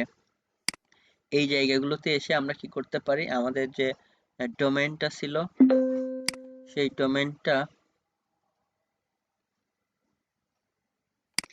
ডোমেইনটাকে দিয়ে আমরা কি করতে পারি, এভাবে সার্চ করে প্রথমে আমরা দেখতে পারি যে ব্যাকলিংকের মধ্যে তার জন্য ব্যাকলিংক করা থাকলে কি রিলেভেন্ট জায়গায় করা আছে নাকি খারাপ কোনো সাইট টাইটে ব্যাকলিংক করা আছে। এগুলো আমরা এই স্র্যাপস বা এগুলো দিয়ে কিন্তু খুঁজে বের করতে পারি। তো আমি খুঁজে দেখেছিলাম যে না, এই সাইটটা আগে একজন ইউজ করেছিল, তবে যে এগুলো করেছিল সেগুলো মোটামুটি ভালো জায়গাতেই ব্যাকলিংক করা আছে। ওকে, তার এই যে ব্যাকলিংক দেখেন 31-32টা দেখলাম উইকিপিডিয়া বা মোটামুটি ভালো জায়গাতেই আছে। যে উইকিপিডিয়া টিডিয়াতে সে ব্যাকলিংক করছিল, কারণ এটা মেবি সে এই ডোমেনে কিন্তু আগে ইয়ে ছিল, এবং এটা মেবি হচ্ছে কি নিউজ পেপার টাইপের একটু সাইট ছিল। তো দেখলাম যে এটা খুব বেশি আসলে সমস্যা কিছু না, উইকিপিডিয়াতে একটু ব্যাকলিংক টেকলিং আছে, এটা একটু ভালো। বা এদিক থেকে আমরা চাইলে কি করতে পারি, ওয়েব আর্কাইভ বা ওয়েব ব্যাক মেশিন, এরকম আমরা কি করতে পারি, এই ওয়েব ব্যাক মেশিন বা ওয়েব আর্কাইভ ডট ওআরজি, এখানে আমরা গিয়েও আমাদের যে কোনো সাইট লিখে আমরা সার্চ দিব। সার্চ দিয়ে এখানে যদি কোনো হিস্ট্রি পাই তাহলে আমরা বুঝবো এই ডোমেনটা আগে কেউ ইউজ করেছে। তো আমাদের যেটা দেখলেন আমরা নিয়েছি, এটা কিন্তু আমাদের আগে কেউ একজন ইউজ করেছিল। তো অবশ্যই ডোমেন কেনার আগে এই জিনিসগুলো একটু চেক করে নেবেন। কারণ আপনি যখন নিশ রিলেটেড নেবেন, নিশ রিলেটেড হলে বেটার। যদি দেখেন ভালো কিছু ব্যাকলিঙ্ক আছে তাহলে ভালো। কিন্তু আবার যদি এমন হয় যে না এটা হচ্ছে আসলে ওভাবে উম, ভালো না, বা এটা ইউজ করেছিল খারাপ ব্যাকলিঙ্ক, অন্য টাইপের টপিকস নিয়ে করেছে, তখন আমরা ইররিলেভেন্ট ব্যাকলিঙ্ক করা আছে, তখন আসলে আমরা ওইগুলোকে অ্যাভয়েড করি, ওইগুলো নেই না। আচ্ছা, ওয়েব ব্যাক মেশিনে এসে জাস্ট আপনি এটা দিয়ে, আচ্ছা আমাদের এটা একটু আসুক, দেখতেছি।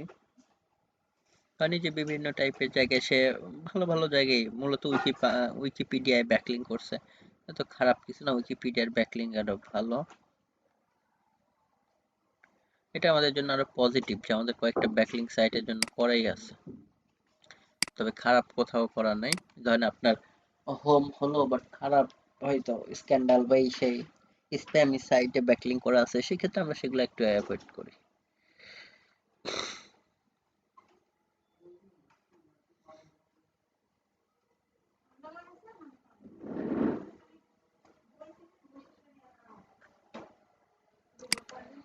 সেটা অবশ্য একটু বেশি টাইম নিচ্ছে।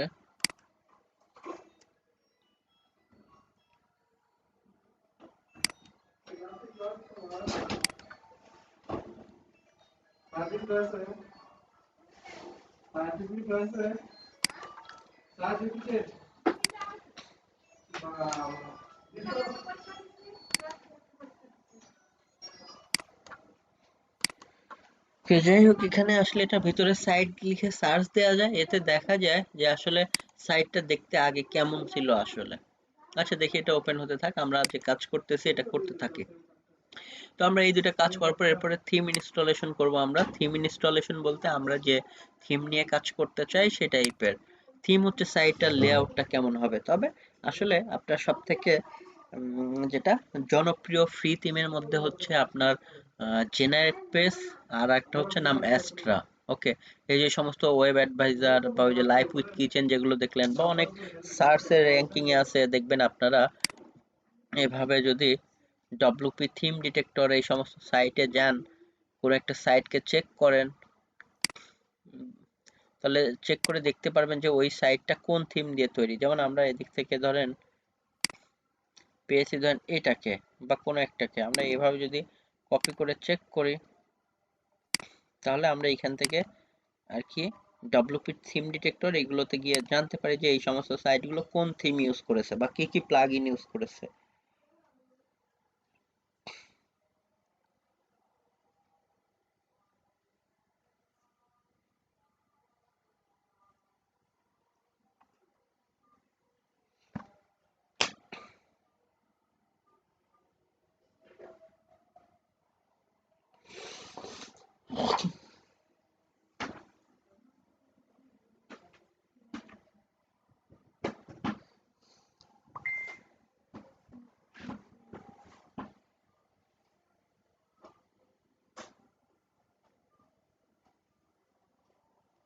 ওকে, সো যেমন দেখেন এটা হচ্ছে কি জেনারেট পেজ থিম ইউজ করেছে, ওই যে বললাম জেনারেট পেজ এবং অ্যাস্ট্রা, এই দুটো থিম খুবই জনপ্রিয় এবং তাও ফ্রিতে সে নিয়েছে, কারণ জেনারেট পেজ এটা ফ্রিতেই ম্যাক্সিমাম সুযোগ সুবিধা দিয়ে দেয়। এছাড়া আরো কিছু তাদের প্লাগইন এগুলো ইউজ করেছে তারা। সো আমরা এদিক থেকে আসি, আসার পরে আমরাও আমাদের সাইটে ধরেন জেনারেট পেজ থিমই নিব। তো থিম নেওয়ার জন্য আমাদের যেতে হবে অ্যাপিয়ারেন্সে। অ্যাপিয়ারেন্সের মধ্যে এসে আমরা এখান থেকে কি করব, এই যে ডিফল্ট ভাবে এটা ইনস্টল হয়ে আছে, আমরা অ্যাড নিউ এ যাব। অ্যাপিয়ারেন্স থেকে কোথায় অ্যাড নিউ থেকে যদি নিজে কোড করে ওয়ার্ডপ্রেসের থিম তৈরি করতে পারেন তাহলে যে সেই থিমটাকে আপলোড করতে হবে, অথবা আমরা কি করব এখান থেকে অ্যাড নিউ এসে দেখেন কিছু থিম ফিচার আছে, কিছু পপুলার থিম এদিকে আছে, এদিক থেকে কিছু লেটেস্ট থিম আছে বিভিন্ন, যেগুলো নতুন এসেছে। যেমন এই যে আজকে এটা নতুন ধরেন এসেছে, এটা ইনস্টল হয়ে গেছিল ডিফল্ট ভাবে, ফেভারিটে তো কোনটা অ্যাড করা নেই। ওকে, এখান থেকে আমাদের দেখেন এখান থেকে আমরা কি করব, আমরা সার্চ দিচ্ছি অথবা পপুলারের মধ্যে গিয়ে খুঁজলেও এই যে এটা হচ্ছে জেনারেট পেজ, বা আমরা এখানে জেনারেট পেজ লিখে সার্চ করলেই চলেও আসবে। ওকে,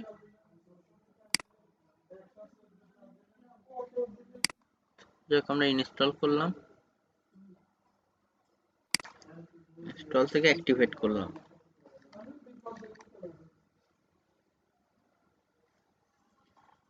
ওকে, আমরা এই যে ইনস্টল করে ফেলেছি। এখন ড্যাশবোর্ডে যাই, গিয়ে এখান থেকে আমরা চাইলে আমাদের সাইটকে এই যে গেলাম। জাস্ট দেখেন আমরা যে থিমটাকে জেনারেট পেজ নিয়েছি, স্ট্রাকচারটা এমন হয়ে গেছে। পরে আসলে আমাদেরকে এটা সুন্দর করে সাজায় নিতে হবে। যে কোনো থিম ভিতর থেকে দেখলে অনেক কালারফুল এই সেই মনে হবে, কিন্তু অ্যাড করার পরে কিন্তু আপনার ওই ইমেজ টিমেজ আর থাকবে না, তখন নিজের মতো করে সবকিছু তৈরি করে নিয়ে কাজ করতে হবে। তো যাই হোক, আমরা আমাদের থিম কিভাবে ইনস্টল করি সেটাও আমরা দেখলাম, যে এভাবে আমরা কি করতে পারবো, আমরা সুন্দর করে আমাদের থিম এগুলোকে আমরা অ্যাড করে এখানে নিতে পারবো।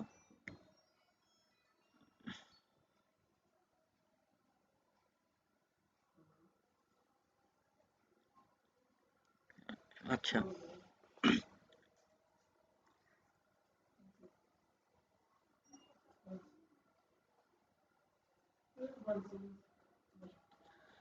আচ্ছা, এরপরে আমরা যেটা করলাম,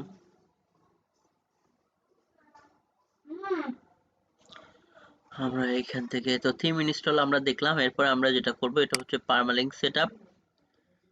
পারমালিঙ্ক সেটআপের মধ্যে যদি আমরা যাই, পারমালিঙ্ক সেটআপ যে জিনিসটা সেটা হচ্ছে যে আপনার আমাদের যে পেজগুলো হবে বা যে কন্টেন্টগুলো হবে সেগুলো লিংকের স্ট্রাকচারটা কেমন হবে সেটাই হচ্ছে পারমালিঙ্কের কাজ। যেমন এই যে আমরা বলেছিলাম যে আমাদের কি ডোমেন নেমের পরে আমাদের যেন কিওয়ার্ডটা থাকে। ওকে, তো এভাবে করে আমরা কি করব, সেই ফরম্যাটে দিব, কারণ ডিফল্ট ভাবে আসলে যেটা থাকে সেটা কিন্তু অপটিমাইজ না। আমরা যদি আমাদের সাইটে যাই, ডিফল্ট ভাবে যেমন দেখেন হ্যালো ওয়ার্ল্ড আছে, এখানে বছর, তারিখ, মাস এগুলো আছে, বাট আমরা আসলে এটা কিন্তু এসি অপটিমাইজ না। এটাকে আমরা কি করব, এসি অপটিমাইজ করার জন্য আমাদের পারমালিঙ্ক সেটআপের জন্য কোথায়, যে সেটিংসে আসতে হবে। সেটিংস থেকে আমরা আসব কোথায়, যে পারমালিঙ্কস।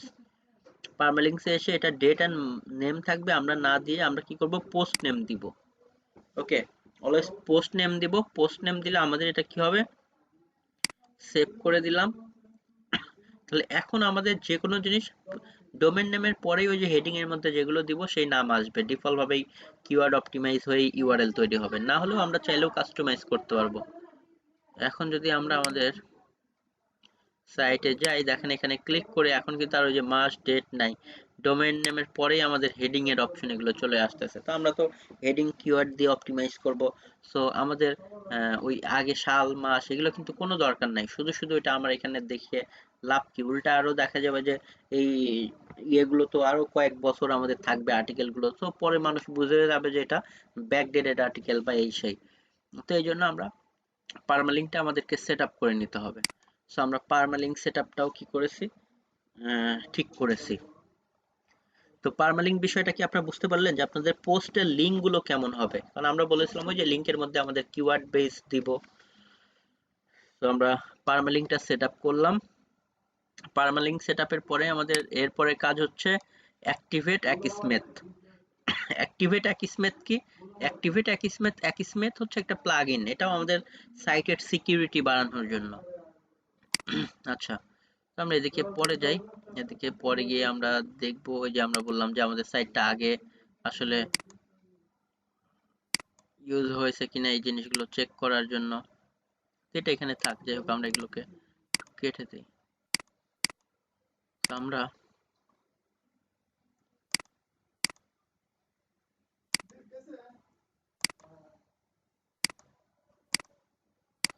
বললাম যেটা, যে অ্যাক্টিভেট অ্যাকিসমেথ, আমরা যেগুলো দরকার নেই এগুলোকে কেটে দিচ্ছি।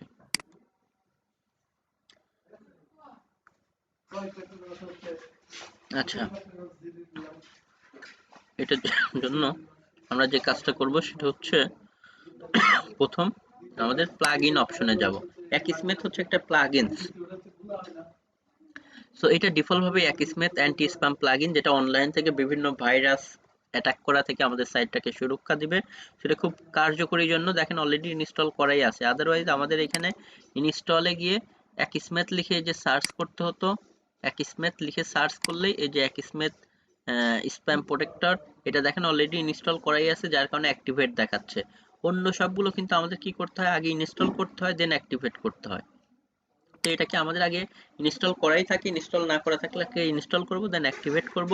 এবং অন্যান্য প্লাগইনের মতো এটা শুধু অ্যাক্টিভেট করলেই কাজ করে না, এটা ওই যে কিওয়ার্ড এভরিহোয়ার এর মতো, যে অ্যাড করে আবার কি করতে হয়, যেহেতু এটা প্রিমিয়াম, এই জন্য আগে আমাদের এপিআই কি আনতে হবে, এপিআই কি এনে এই যে এপিআই কিটা আবার এখানে বসাতে হবে। তো এই জন্য আমরা সেট আপ ইউর অ্যাকিসমেথ অ্যাকাউন্ট, এখানে আমরা ক্লিক করব, করলে ওই যে akismet.com এ আমাদের ইয়েটা চলে যাবে। এখান থেকে আমরা কি করব, এই যে পার্সোনালটা দিব, তাহলে আমাদের টাকা পয়সা লাগবে না, এগুলোতে টাকা আছে, যে generate start with personal licence কি নেওয়ার জন্য। এরপরে নেওয়ার পরে যে আমরা প্রথম যে পার্সোনালটা আছে সেটাই সিলেক্ট করলাম, এখান থেকে আমাদের দেখেন টাকা আছে, এই জন্য মাস্টার কার্ড এগুলো চাচ্ছে। তো আমরা এটাকে টেনে নিয়ে $0 পার ইয়ার বা মান্থ করে দিব, তাহলে আমাদের শুধু এখানে email address, first name, last name, যে সাইটটার জন্য করতেছে সাইটের নেম, এই তিনটা বক্সে টিক মার্ক দিয়ে কন্টিনিউ এ ক্লিক করলে আমাদের 5-6 সংখ্যার একটা কোড দিবে, বা আমাদের মেইলেও পাঠিয়ে দিবে যে মেইলটা আমরা দিচ্ছি। তো সেই কোডটা তখন এনে আমাদেরকে এখানে কি করতে হবে, যে এভাবে একটা কোড বা কিছু একটা কোড আমাদেরকে এখানে বসাতে হবে। অথবা আমরা যদি অ্যাড করার পরেও এভাবে দেন কানেক্টে ক্লিক করব, অথবা আমরা এই যে এখান থেকে প্লাগইনসে আসব, এসে এই যে অ্যাকিসমেথ অ্যান্টি স্প্যাম অ্যাক্টিভেট করার পরে সেটিংসে ক্লিক করব। এই যে এখান থেকে সেট আপ ইউর অ্যাকিসমেথ অ্যাকাউন্টে চলে যাব, এখান থেকে যা যে স্টেপগুলো বলে পার্সোনাল দিয়ে আমরা ওইভাবে সেট আপ করে আসব, করে যে কোডটা পাবো ইমেইলে বা ওখানেও শো করবে, সেটাকে আমরা ম্যানুয়াল ইন্টার এপিআই কি এখানে দিয়ে কানেক্ট এপিআই কিতে ক্লিক করব, দেখবেন সাকসেসফুলি কানেক্ট হয়ে যাবে। তার মানে আমাদের সাইটটাকে তখন কি স্প্যাম প্রোটেকশন করবে, আসলে কোনো স্প্যাম আমাদের সাইটকে অ্যাটাক করতে পারবে না। তো এই জন্যই বলা হচ্ছিল অ্যাক্টিভেট অ্যাকিসমেথ অ্যাকাউন্ট। সো এই অ্যান্টি স্প্যাম প্লাগইনটাকে আমরা অ্যাক্টিভেট করে এপিআই কিটা জেনারেট করে নিয়ে বসিয়ে এখানে দিয়ে দিব, তাহলে আমাদের সাইটটা স্প্যাম প্রোটেকশনের থেকে আরো বেশি সিকিউর হলো। এরপরে আমরা যাই, এরপরে যেটা রিনেম আনক্যাটেগরাইজ ক্যাটাগরি। রিনেম বলতেই বুঝতে পারতেছেন যে কোনো একটা জিনিসের একটা নাম দেয়া আছে, সেই নামটাকে চেঞ্জ করে অন্য কোনো নামে দিতে হবে। আর ক্যাটাগরি মানে হচ্ছে কি আমাদের সাইটের মধ্যে তো আমাদের বিভিন্ন ক্যাটাগরি তৈরি করতে হবে, যেভাবে যে ক্যাটাগরি আমাদের দরকার। তো যেহেতু সাইট আমরা ইনস্টল করার সময় যেমন একটা ডিফল্ট ভাবে আর্টিকেল চলে আসে, ওই আর্টিকেল তো আর হ্যালো ওয়ার্ল্ড পরে আমরা রাখি না, ডিলিট করে দেই।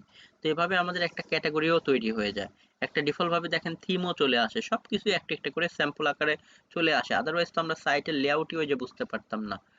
তো ওই ডিফল্ট ভাবে আমাদের যে ক্যাটাগরিটা সেট আপ হয়ে আছে পোস্টের মধ্যে যে ক্যাটাগরি, তো সেই ক্যাটাগরিটার নামটা বলা হচ্ছে, সেই ক্যাটাগরিটার নাম আছে আনক্যাটাগরাইজ ক্যাটাগরি, সেটার নামটা আমরা রিনেম করে দিব, মানে নামটা চেঞ্জ করে আমরা যে সমস্ত ক্যাটাগরিতে রাখতে চাই বা ক্রিয়েট করতে চাই সেই ক্যাটাগরির কোনো একটা নামে এটাকে রূপান্তর করে দিব। কারণ এটা প্রথম ক্যাটাগরির জন্য ডিলিট করারও কোনো অপশন নাই। সো আমরা এই জন্য এডিটে যাব, এডিটে গিয়ে এখান থেকে যেমন আমরা টেলিকমই কিছু একটা দিলাম, কারণ আমাদের সাইটটাকে তো এই মনে ওইভাবেই কেনা। সো এখান থেকে আমাদের স্ল্যাগটাকেও কি করতে হবে, আমাদের টেলিকমে দিতে হবে। আবার যদি এখানে আপনার কি থাকতো, যে আপনার ধরেন রাইস কুকার, তাহলে আমি প্রথম রাইসের আর বড় হাতে দিতাম, স্পেস কুকার সিটা বড় হাতে দিতাম, লিখলাম। বাট এই স্ল্যাগ লেখার সময় স্ল্যাগে কিন্তু কোনো স্পেস হতো না, কারণ স্ল্যাগটা কি এই যে এখানে বলেই দিয়েছে, স্ল্যাগটা হচ্ছে লিংক। মানে এই যে এখানে যদি আসেন, এখানে যদি আমরা বলি বাথরুম বা কিচেন, কিচেন কিন্তু একটা ক্যাটাগরি, কিচেনে ক্লিক করলে দেখেন আমরা এখানে আগে ক্লিক করি, ক্লিক করলে এই যে দেখেন family need slash category slash kitchen. আর যদি 2 অক্ষর থাকতো তাহলে ইউআরএল এর মধ্যে তো কোনো স্পেস হয় না, কিচেন ধরেন এই মাঝখানে পরে একটা নাম হতো। ওকে, হ্যাঁ। সো এভাবে আর কি আমাদের ইয়েটা। তো আমরা এখান থেকে একটু দেখি আমাদের কি করতে হচ্ছিল, আমাদের এখান থেকে 1 অক্ষরে হলে তার স্পেসের কিছু না, এইভাবে আমরা দিলাম, দিয়ে আমরা আপডেট করে দিলাম। সো টেলিকম নামক এই যে ক্যাটাগরি দিয়ে আমরা এটাকে তৈরি করে ফেলেছি। গো টু ক্যাটাগরি, আমরা ব্যাকে আসলাম। সো দেখেন যেটা ছিল, স্যার কথা বোঝা যাচ্ছে না, অনেক কেটে কেটে আসছে। আচ্ছা আমার এখানে তো নেটের কোনো প্রবলেম হওয়ার কথা না। আচ্ছা সবার কি প্রবলেম হচ্ছে? না স্যার। আচ্ছা জি, মেবি আপনার ওইটাতে একটু নেটে, কারণ আমার এখানে তো অনেক ভালো ফাস্ট নেট। ওকে, আর শহরেও আছি।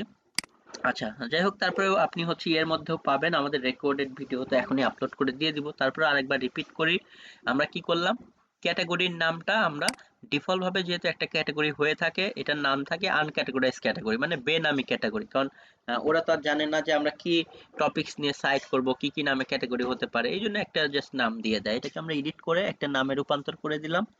পাশাপাশি আরো ক্যাটাগরি দরকার হলে সেই ক্যাটাগরির নামগুলো আমরা এখানে দিব। আমি ধরেন এখন দিলাম হচ্ছে, আমি দিলাম টেকনোলজি নামক একটা ক্যাটাগরি। যদি এরকম হতো, ওই যে বললাম রাইস কুকার হতো, তাহলে আমাকে কি করতে হতো, এখানে রাইস কুকার বা পার্সোনাল ব্লেন্ডার আর স্ল্যাগে কি করতে হতো, এখানেও কিন্তু আমাকে এভাবে রাইস কুকার, আমি এটাই বললাম যে কোনোভাবে কিন্তু স্পেস দেওয়ার কোনো সুযোগ নাই, এবং সবগুলো স্ল্যাগ যেহেতু ইউআরএল এর মধ্যে সবগুলো স্মল লেটার হবে। বাট আমি তো এখন এটা দিব না, আমি দিব হচ্ছে, আমি এখান থেকে এখন দিব,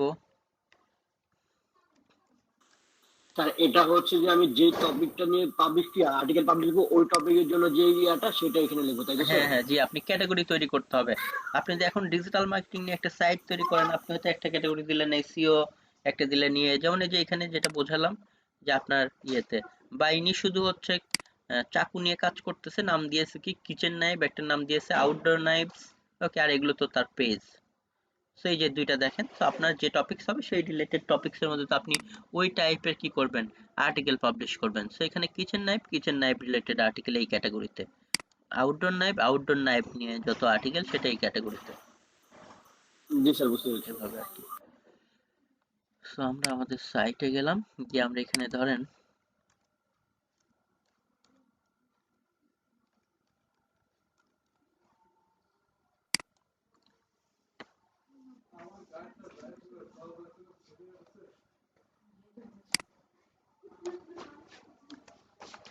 আমরা টেকনোলজির মধ্যে আমরা কি করলাম, ওকে, সো এটাকে স্মল লেটার এভাবে দিয়ে দেখেন অ্যাড নিউ ক্যাটাগরি, এখানে কিন্তু আমরা আরেকটা ক্যাটাগরি তৈরি করে ফেললাম। তো এভাবে আমাদের যে কয়টা ক্যাটাগরি দরকার, একটা ধরেন আমরা দিব হচ্ছে এক্সাম্পল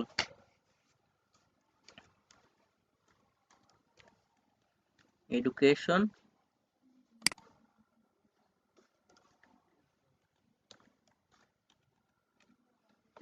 নামক আমরা আরেকটা ক্যাটাগরি কি করলাম, তৈরি করে ফেললাম।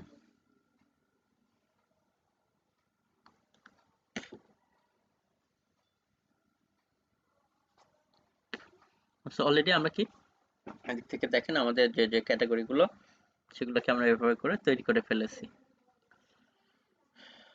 তো আমাদের ক্যাটাগরি গুলো, আমরা তো ক্যাটাগরির নেম রিনেম করলামই, পাশাপাশি যে ক্যাটাগরি গুলো দরকার সেগুলো আমরা তৈরি করলাম। এরপর বলা হচ্ছে delete unused themes and plugin, মানে আমরা যখন কিনা সাইট তৈরি করি, আমরা তো জাস্ট একটা অনেক সময় অনেকেই অনেক থিম অ্যাড করে করে ট্রায়াল দিতে পারি আমরা। তো সেই ক্ষেত্রে তো অনেক থিম ইনস্টল করলাম, ইনস্টল করে দেন তো অ্যাক্টিভেট করতে হয়। ইনস্টল করা মানে সার্ভার থেকে এটা নামায় আমাদের সাইটের ওই যে বললাম 1 জিবি বা 5 জিবি 10 জিবি যে জায়গা, এটার মধ্যে কিন্তু এটা ইনস্টল হয়। এই যে দেখেন, তো এইগুলো আরো অনেক ট্রাই করলে কিন্তু এখানে আমাদের জায়গা নষ্ট করবে, তো হোস্টিং এগুলোকে, যেটা, তাই তো স্যার?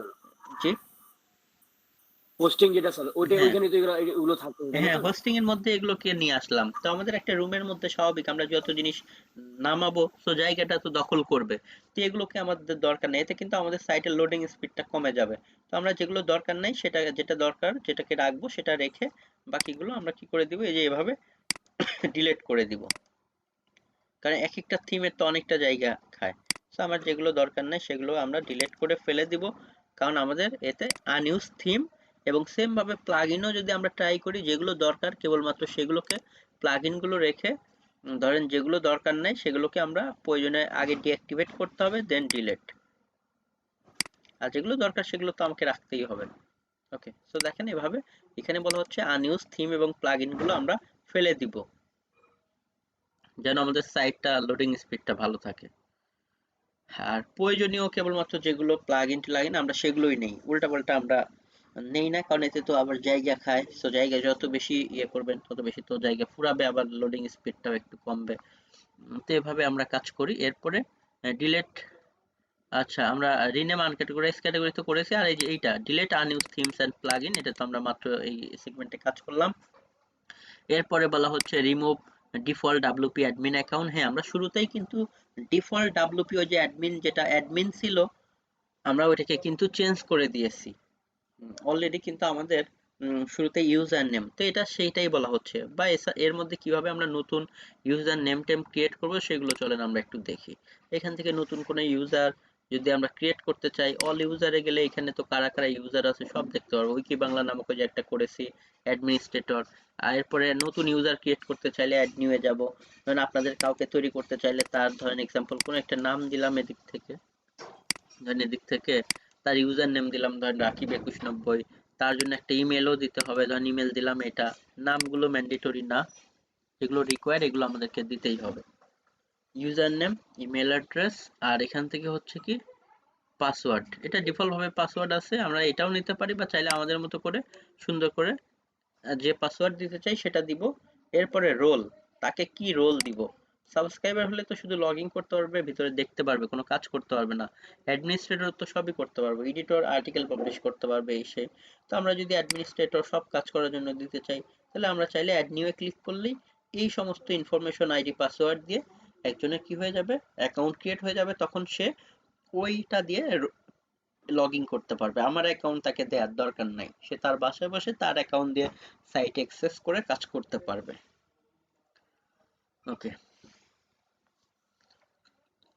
জাস্ট এদিক থেকে আমরা কাউকে অ্যাড করা বা কাউকে বাদ দেওয়ার জন্য বা তার রোল চেঞ্জ করে দেওয়ার জন্য আমরা এসে ভিতরে এসে কি করতে পারি, ইউজারের মধ্যে এসে কাজ করতে পারি। এরপরে আমাদের লাস্ট হচ্ছে হাইড লগইন এররস। এই জিনিসটা কি আমরা একটু দেখি। এটাও আমাদের সাইটের সিকিউরিটি বাড়ানোর জন্য আমরা ধরেন লগ আউট করলাম। ওকে, লগ আউট করার পরে কেউ একজন বুঝে ফেললো যে আমাদের wikiBangla.net এটাই থাকতে পারে ইউজার নেম বা কিছু একটা দিয়ে একটা পাসওয়ার্ড দিয়ে ট্রাই করলে দেখেন এখানে একটা কোড দিচ্ছে। এই কোডের মিনিংটা হ্যাকাররা খুব সুন্দর মতোই বুঝে, যে এখানে বলতেছে আপনার পাসওয়ার্ডটা ভুল, বাট এই যে ইউজার নেমটা ঠিক আছে। তার মানে সে কিন্তু অর্ধেক বিষয় শিওর হয়েই গেল। তো তাকে শুধু এখন পাসওয়ার্ড ব্রেক করলেই হ্যাক করে ফেলতে পারবে। তো আমরা এমন কিছু করব যে এখানে কোনো সিগন্যালই দিবে না, তাকে আইডি ভুল নাকি পাসওয়ার্ড ভুল, ইউজার নেম। সো যাই হোক, আমরা এগুলোর পরে আমরা আগে লগ ইন করে নেই। আমাদের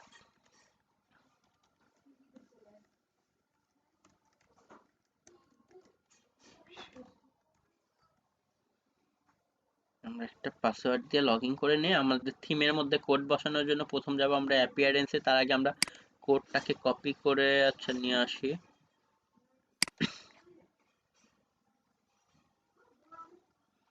মেবি অন্য একটা গ্রুপে দেয়া ছিল, দেন আমি এখান থেকে একটু কপি করে নিয়ে আসি। আচ্ছা ওকে, কোডটাকে আমি কপি করে নিয়ে এসেছি, কোডটা আপনাদের এখানেও আমি দিয়ে দিচ্ছি, এটাকেও আপনারাও সেভ রাখতে পারেন।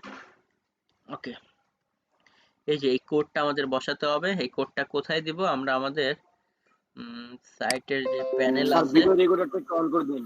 হ্যাঁ, ভিডিও রেকর্ডার অন করে দিয়েছি। জি, এটাকে আমরা কোথায় যাব, আমাদের হচ্ছে অ্যাপিয়ারেন্স যেটা আছে, অ্যাপিয়ারেন্সের মধ্যে এসে থিম এডিটর বা লাস্টে এডিটর বা থিম এডিটর, অ্যাপিয়ারেন্স থেকে থিম এডিটরে আসলাম। থিম এডিটর থেকে আমরা কি করব, এখানে বলতেছে যেহেতু কোডিং এর জায়গা, বলছে আমরা ভুল করে এসেছি নাকি বুঝে শুনে আসছে। আমি দিলাম আই আন্ডারস্ট্যান্ড, আমি এখানে বুঝে শুনে এসেছি, কারণ যেহেতু কোডিং এর জায়গা। সো এখানে উল্টাপাল্টা কিছু করা যাবে না। সো অ্যাপিয়ারেন্স থেকে থিম এডিটরে আসলাম। এরপরে আমাদের থিম ফাংশনস, এই যে থিম ফাংশনস বা এই যে ফাংশনস ডট পিএসপি, এটার মধ্যে গেলাম। গিয়ে এই যে পিএসপির নিচেই আমাদের এই কোডটাকে কি করতে হবে, কন্ট্রোল ভি দিয়ে আমরা এই যে বসিয়ে দিলাম। ওকে, কি স্পেস দিতে পারি। ওকে, দেখেন পিএসপির নিচে আমি কোডটাকে বসিয়ে দিলাম। আচ্ছা, লাস্ট মুহূর্তে। তো যাই হোক, আমরা হচ্ছে কি করলাম, আমাদের কোথায় আসছিলাম, আমাদের সাইটের মধ্যে এসে দেখলেন আমরা কোথায়, অ্যাপিয়ারেন্স থেকে থিম এডিটর, এখানে এসে কি করলাম ফাংশনস ডট পিএসপি, এটার মধ্যে এসে আমরা আমাদের কোডটাকে বসিয়ে দিলাম। দিয়ে কি করতে হবে, আপডেট করব আপডেট ফাইল, এবং সাকসেসফুলি দেখেন আমাদের ফাইলটা আপলোড হয়েছে বা আপডেট হয়েছে। আমরা এখন এখান থেকে আবার প্রয়োজনে লগ আউট করি, লগ আউট করে আবার ট্রাই করে দেখি যে আসলে ওই প্রবলেমটা আছে কিনা। তো ধরেন কেউ একজন কিছু একটা দিল বা এরকম ভুল পাসওয়ার্ড দিয়ে হ্যাকার আমাদের সাইট হ্যাক করার চেষ্টা করলেও দেখেন উপরে কোনো তাকে নির্দেশনাই দিচ্ছে না যে আসলে ইউজার নেম কি আছে। ওকে, তো কারণ কেউ একজন গেস করতেই পারে যে এটার ইউজার নেম এটা থাকতেও পারে, বাট তাকে কোনো এভাবে শো করবে না। দেখেন যেটাকে আমরা কোড বসিয়ে সলভ করলাম। তো যাই হোক, আজকের আমাদের ক্লাসে অনসাইট পার্ট 1 এ আমরা আমাদের একটা সাইট তৈরি করা থেকে সাইটের মোটামুটি কিছু যে প্রয়োজনীয় একদম বিষয় সেগুলো আমরা কমপ্লিট করলাম। নেক্সট ক্লাসে গিয়ে আমরা আমাদের সাইটের আরো বাড়তি কাজগুলো করব। তো আপাতত আমরা আমাদের সাইটটাকে তৈরি করে সেটার ভিতরে কি করলাম, কিছু কাজ করে রাখলাম। স্যার কাইন্ডলি লাস্টের একটা ওইটা আরেকবার বুঝাবেন? জি হ্যাঁ, আমি আবার দেখাচ্ছি। তাহলে তাহলে আমাকে আবার এই যে আমরা লগ ইন করে নেই।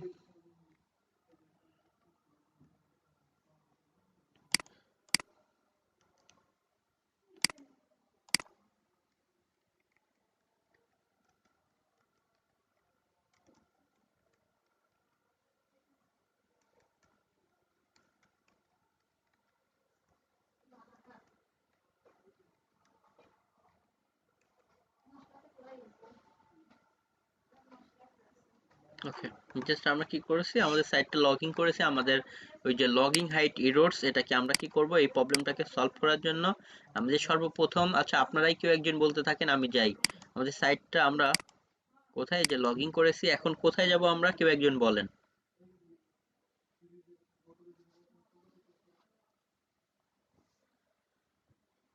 কেউ বলতে পারবেন কোথায় গিয়েছিলাম? অ্যাপিয়ারেন্সে, মানে থিম জনিত কোনো কাজই হলে আমাদের অ্যাপিয়ারেন্সে যেতে হবে। তো এখান থেকে এই যে থিম এডিটর, মানে থিমের মধ্যে আমরা কোডটা বসিয়েছি। দেন এখান থেকে আমরা গিয়েছি কি, এই যে থিম ফাংশনস, এবং সেখানে এসে এই যে একটা এখানে কার্সর নিয়ে এন্টার দিয়েই আমরা কি করেছি, সেই কোডটা এই যে এখানে বসিয়ে দিয়েছি। দিয়ে আমরা আপডেট ফাইল করে এই কোডটাকে যে এখানে সেভ করে দিয়েছি। সেভ করে দিলেই আমাদের সাকসেসফুলি সেভ হয়ে গিয়েছে। এখন আমরা জাস্ট দেখলাম যে আমাদের প্রবলেমটা কি সলভ হয়ে গেছে।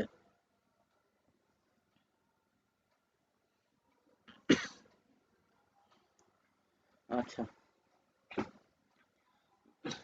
স্যার আপনি যে হ্যাঁ লিঙ্কটা দিয়েছিলেন ওইটা কপি করে রেখে দিয়েছেন তাই তো? হ্যাঁ, জাস্ট আমরা ওই কোডটাকে কপি করে জাস্ট এখানে বসায় দিছি আর কি। সো জাস্ট আমাদের যেটা কোড সেটাকে আমরা ওই যে অ্যাপিয়ারেন্স থেকে থিম এডিটরের মধ্যে আমরা ওখানে গিয়ে জাস্ট বসায় সেভ করে দিছি, এটাই, আর কিছু না। শুধু আমাদের অ্যাপিয়ারেন্স, সেখান থেকে থিম এডিটর, থিম এডিটরে এই যে এখানে আমরা দেখলাম যে থিম বা ফাংশনস ডট পিএসপি, সেখানে গিয়েছি। যাওয়ার পরে পিএসপির পরে এন্টার দিয়ে শুধু কোডটা বসিয়ে দিয়েছি, যে কোডটা আমি দিয়েছি আপনাদেরকে। ওই কোডটা শুধু বসিয়ে আপডেট ফাইলে ক্লিক করে সেভ করে দিলেই হবে, আর কিছুই করতে হবে না।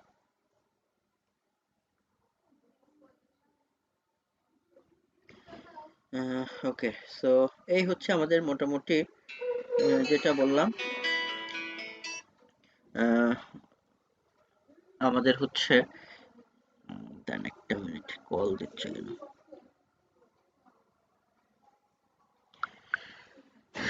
আচ্ছা, তো আমরা এখানে জাস্ট আমাদের অপশনগুলোকে এভাবে সেট আপ করে দেওয়ার মাধ্যমে আমাদের অনসাইট পার্ট 1টা আসলে কমপ্লিট। আর এদিক থেকে ওই যে আমরা যেটা এর আগে বলেছিলাম, জাস্ট হচ্ছে, যাই হোক, এটা তো আসলে ওয়েব ব্যাক মেশিনটা লোডও নিচ্ছে না। ওকে, ওয়েব ব্যাক মেশিনে এটা তো আমরা বললামই যে ওখানে গেলেই হয়ে যাবে। তো আমাদের মোটামুটি এই যে এই কাজগুলোর মধ্যে কে কোথায় একটু বোঝেন না আবার বলতে পারেন, বা কোনো কোশ্চেন্স থাকলে একটু দ্রুত বলতে পারেন।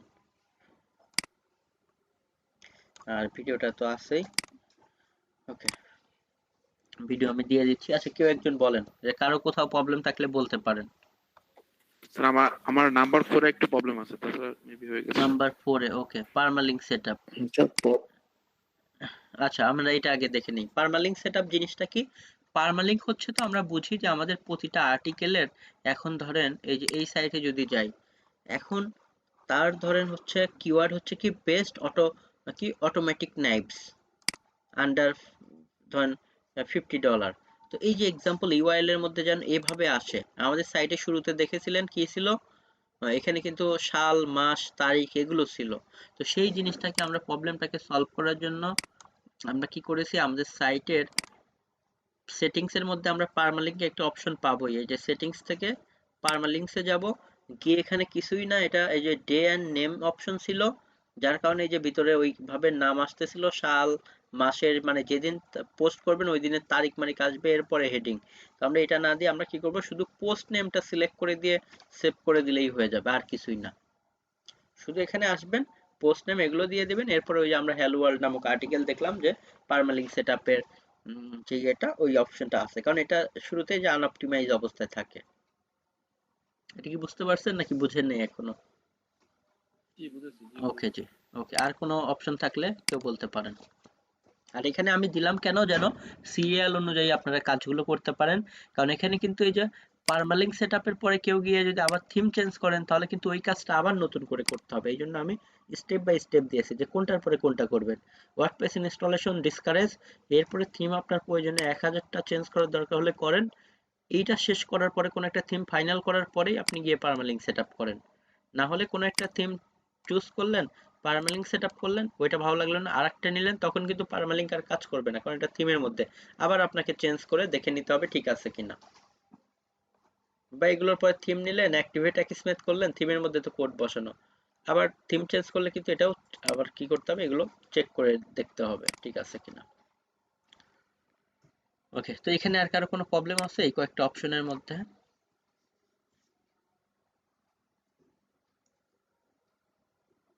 এটা একটু টেকনিক্যাল হলেও খুবই ইজি ক্লাস, একটু যদি আপনি মনোযোগ দিয়ে দেখেন দেখবেন এটা খুবই ইজি টপিকস, কারণ আমরা সিকোয়েন্স বাই সিকোয়েন্স একটার পর একটা করেছি। স্যার আমার নেটের অবস্থা খুবই খারাপ ছিল আজকে, তার জন্য খুব বুঝতে পারি। আচ্ছা, স্যার ভিডিও জি ভিডিওটা আমি এখনই দিয়ে দিচ্ছি, জি ভিডিওটাকে আমি সেভ করে এখনই আপনাদেরকে দিয়ে দিচ্ছি।